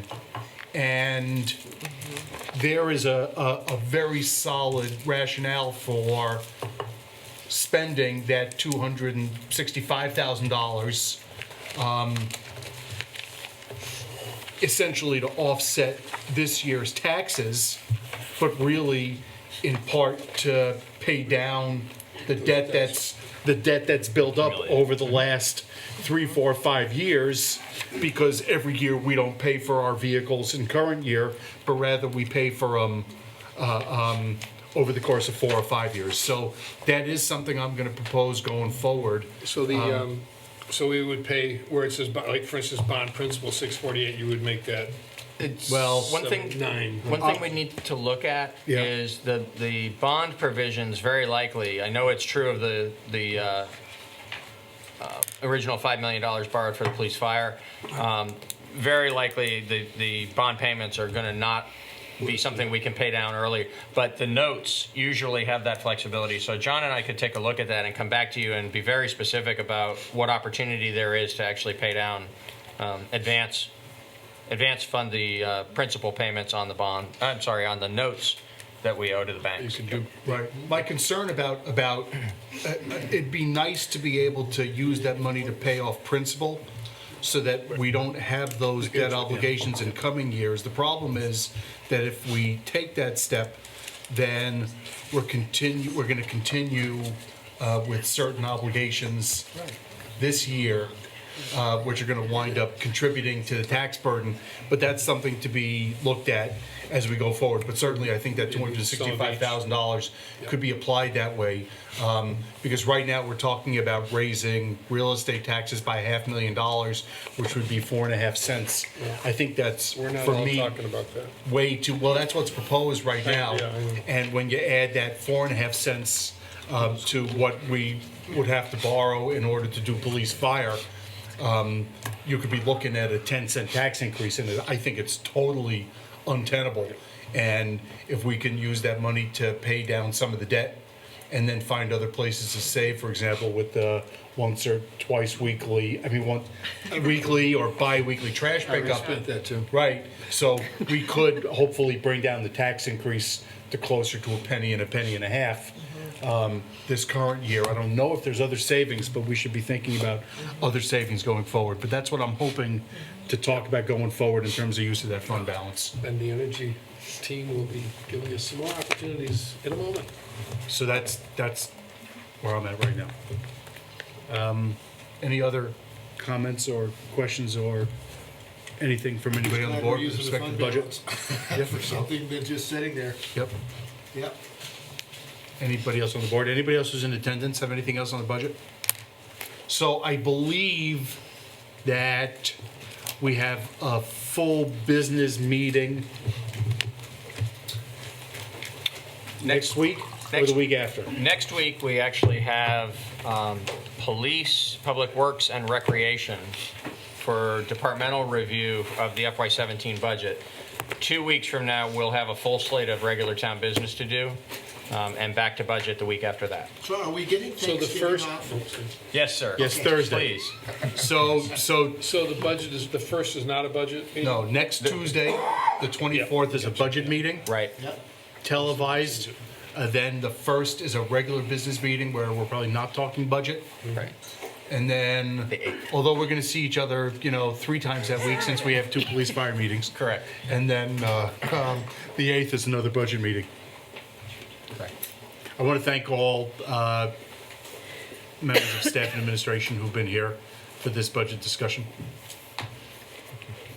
I think we're moving to the next item on the agenda. Good night. So we'll see most of you later. Bye. You can stay if you want. So the next item on the agenda is the Energy Committee. I guess we have a report about town energy consumption. Hey, Kate, can I have one of those lifesavers? Thank you. Oh, you both get it. If I just got one from her. Yeah. They're super. Thank you.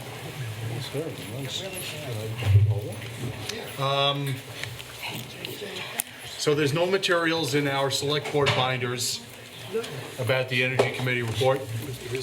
So I don't really know what it is that we're here to talk about. So I see there's a handout. So I don't know how this is going to proceed. Paul and Michael, you're here to make a presentation? Yes, we are. Excellent. You want to tell people in TV land who you are and then tell us what you're here to tell us about? Sure. Good evening, everyone. My name is Paul Cameron. I'm the Town Energy Coordinator, and this is Michael Bosworth, Chair of the Energy Committee.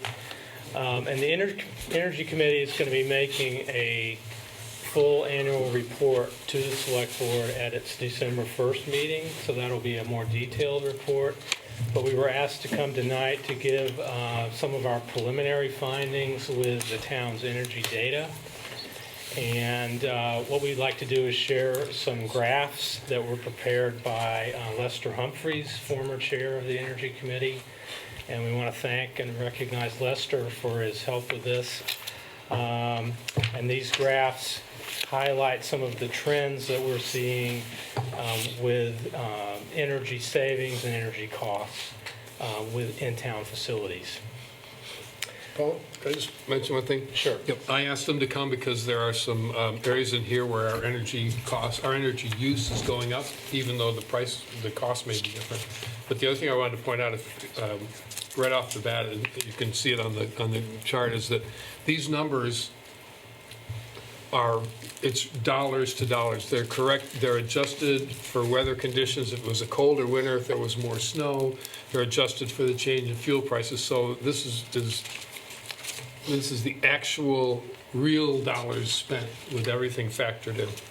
That's correct, yes.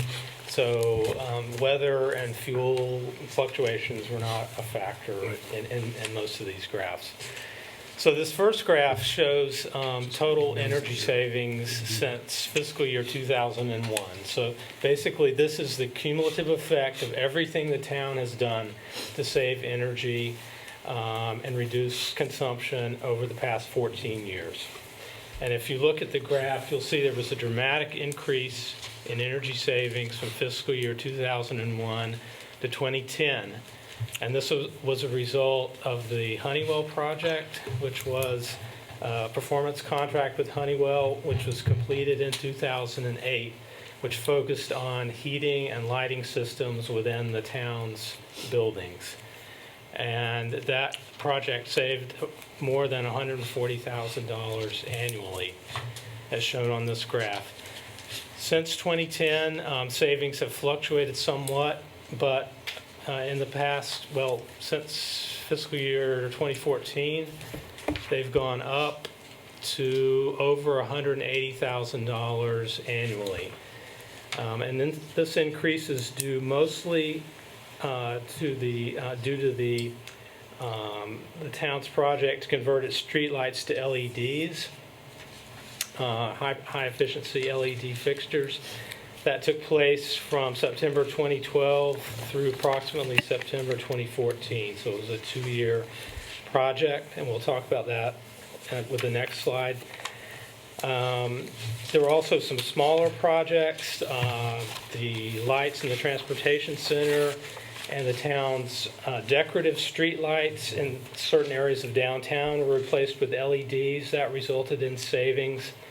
Replacement of boilers in the municipal center, the public works garage, and the skating rink produced savings. And the town's purchase of net metering credits from a solar project produced savings.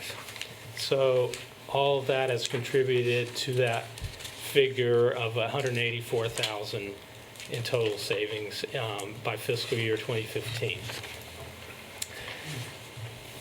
Streetlight costs have gone down dramatically. By the way, I also want to thank John O'Connor, who's no longer here. He's been providing us a lot of this the detail from which we put these graphs together. So streetlight costs, we actually started to see savings even before we started working with Efficiency Vermont to change over to LED lights. Steve Barrett was already starting to work on some of this. Sort of on his own, and so turning off some lights maybe that weren't in need anymore, but also lowering the amount of wattage some of the lights would need, and taking other steps. So if you see early on, 2010 to fiscal year 13, some of that decrease is really due to Steve Barrett himself. So I just wanted to bring that out and be fair. Thereafter, the effect of the working to change over all the streetlights to LEDs had a major effect as far as the amount of money we're able to save. And the bottom line is that we now pay about half what we used to for streetlights, and that's a considerable savings.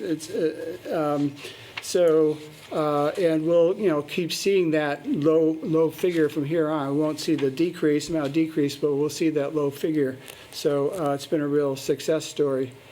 Dave Winslow from Green Mountain Power has also helped a lot in providing some of this information. Yeah, so streetlight costs have been basically cut in half since 2001. In 2001, the town was paying $250,000 for streetlights. In fiscal year 2015, we were paying about $125,000. So that has really been a great success story. So this graph looks at electricity costs, not including streetlights. And you'll see from 2001 to 2010, there was a drop, probably due mostly to the Honeywell project. Then costs leveled out, and then they went up from 2013 to 2014. We think that was mainly because the wastewater treatment plant was coming back online after being renovated. That plant was rebuilt to accept a larger amount of waste. It's a larger facility. The rebuilt plant uses more electricity than the old plant. So that's probably why that took place. It's interesting to look at some of the detailed data. I mean, there was a big jump from fiscal year 13 to fiscal year 14, about 30%, just for the wastewater treatment plant, the rise in electricity costs. But the following year, it actually went down about 12.5%. So some of this may be to, getting used to the systems in the new building.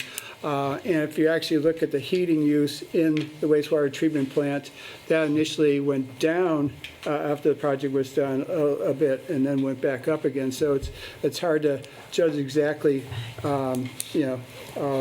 what's behind some of this. Also, I think during the whole process of getting that project to move forward, there are a lot of decisions being made. A lot of people put an awful lot of time in. One of the things that the Energy Committee is sort of trying to advocate for is when you make some of those decisions to include the long-range operating costs in making those decisions. A lot of those decisions are hard to make and you're balancing a lot, but in the future on other projects, we'd like to see more of a consideration for what kind of energy use would come into play that might decrease the operating costs and not just consider the bond principal and interest. So that might have been at play somewhat in the wastewater treatment plant project, but we'll see in the future for future projects. Is there a meter on that building so we can tell how much electricity is being used? Yes, absolutely. Because, I mean, you're saying it could be, or it might be, or I'm just wondering if you can find out exactly how much of the increase is that. Yeah, one of the other graphs that's not, we're not projecting, but is in your packet, breaks down the electricity use by facility. And so you can see graphically the increase with the wastewater treatment. Yeah, Dave, that's the figure I sort of quoted before. It's going down 2013 to 2014. The electricity use went up for the wastewater treatment plant by about 30%. The next fiscal year, it went down about 12.5%. And oddly, the use of heat sort of reversed that somewhat. So the next slide shows heating costs. Again, this is adjusted to 2015 weather conditions and fuel prices. There was a drop again from 2001 to 2010. And since then, heating costs have pretty much leveled out. There's been a few fluctuations, but it's remained pretty much the same. So that's a good sign. Of course, we'd like to see it come down even more. The town has hired a firm to do energy audits in all the town buildings. Margaret Dillon of Seeds is in the process of doing very comprehensive energy audits, and coming out of that will be a list of recommendations that we'll be prioritizing, and she and the Energy Committee will be presenting to the board for consideration. And there should be plenty of opportunities to bring down costs even more from out of that project. Town fleet costs. This again, looking at gallons per gallons used. So that's how Lester adjusted for the fuel prices. So you'd be able to compare A to B. But the town fleet is really made up of a bunch of different type of vehicles. The police fleet is different from the fire and different from DPW, and so it's hard to know exactly, why there might be increases. Although, again, Lester, being the data geek that he is drilling down to, what does this sort of curve or slope look like for the different departments. So we may have even better data in the future. Every year that the town makes choices about police vehicles or fire vehicles or DPW, again, we'd like to see the consideration of energy use, energy efficiency be part of that decision. Obviously, it's not the only factor at all. You need a reliable vehicle, but as much as we can fit in energy efficiency and energy miles per gallon, whatever, as a factor, that I think would help over the long run. One of the trends we're seeing since 2010 is that diesel use in particular in the town fleet is going up, consumption and costs of diesel fuel. We didn't draw any conclusion about why that might be. There might be multiple reasons for that, but we are seeing that trend of diesel use increasing. So that's just a kind of a quick overview of some of the trends that we're seeing. And again, we'll be back on December 1st to present a full report. And are there any other questions? A couple of quickies. Do you have an idea of when the audit recommendations might be completed? A date for that? I can't really give a definite date. I know Margaret Dillon is in the process. She's and- doing the audits now, they're currently underway. Yeah, and she didn't have a definite date in mind about how long. I guess she doesn't really know how long it might take. I know she was aiming to finish by the end of the year, the calendar year. So I think, that's kind of a theoretical It wouldn't goal. be in time for us to be able to make any projections on what sort of energy savings we might be able to make in next year's budget before the budget's done. Probably that's not something to count on. It's something that might be considered in the next year, beyond that. But I think it's going to be too tight for it really to be considered this And year. how about the, Just a little bit, there may be some small things we can do. I mean, one of the things she's looking at, along with the larger buildings, I think pumping stations and places like that. So some of those costs may be low enough. We have a little bit of money left in the energy efficiency fund, so we may be able to take some steps for fiscal year 17, but maybe more of the bulk of fiscal year 18. And one other quick addition to that is, because there are utility buildings that are part of the audit, there may be more opportunity in the utility fund to move more quickly, as opposed to things that would have to be funded through the general fund. right, yeah. And then the other question is, any idea when the data on fleet costs by department might be available? By department? Yeah. Yeah, we don't have that broken down, but we could ask Lester to do that. Great, thanks. So that's, I'll make a note of that. Thank you.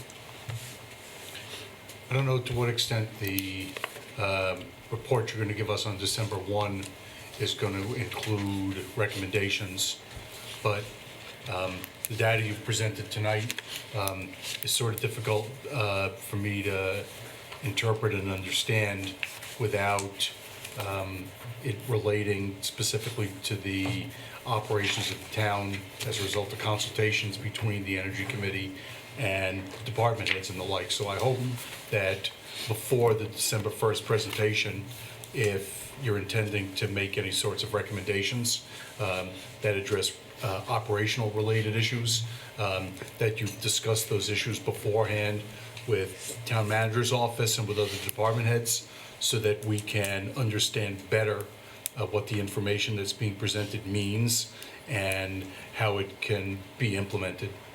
Because this information tonight, although interesting, was sort of in isolation, and I'd like, if we're being presented with a report that makes suggestions about things we can do, that's been coordinated beforehand with administration. Yep, that's a great suggestion, and we'll try to do that. Thank you. Is there any further Thank you, guys. inquiry with the Energy Committee? Thank you so Any much for your further? work. Yeah, thank you. Yes. Tad Montgomery, I am on the Energy Committee and on the Audit Committee. And it has been our hope we expressed to Margaret Dillon, who's doing the audits, our desire to have estimated costs for a number of different measures presented to you all by the end of December, so that decisions could be made about what to include in the capital budget or the whatever budget is appropriate, to get these things going as soon as possible and get the savings happening as soon as possible. So she's sort of scrambling to try to meet that deadline. As soon as we can get that information, that's when we can start to consider if it's available. So that's a great thing. Yeah. On Friday morning. Yep. Thank you. Any further business to come in front of the meeting tonight? We're ready for a motion to adjourn. So moved. We have a motion to adjourn. Any discussion? It's Hearing none. All those in favor, please say aye. Aye. Anybody opposed or abstaining? That carries 5-0. I want to thank everybody who's been watching. I want to thank members of the press, everybody who's participated in the meeting. I want to thank our ASL interpreters and our BCTV operators. Good night.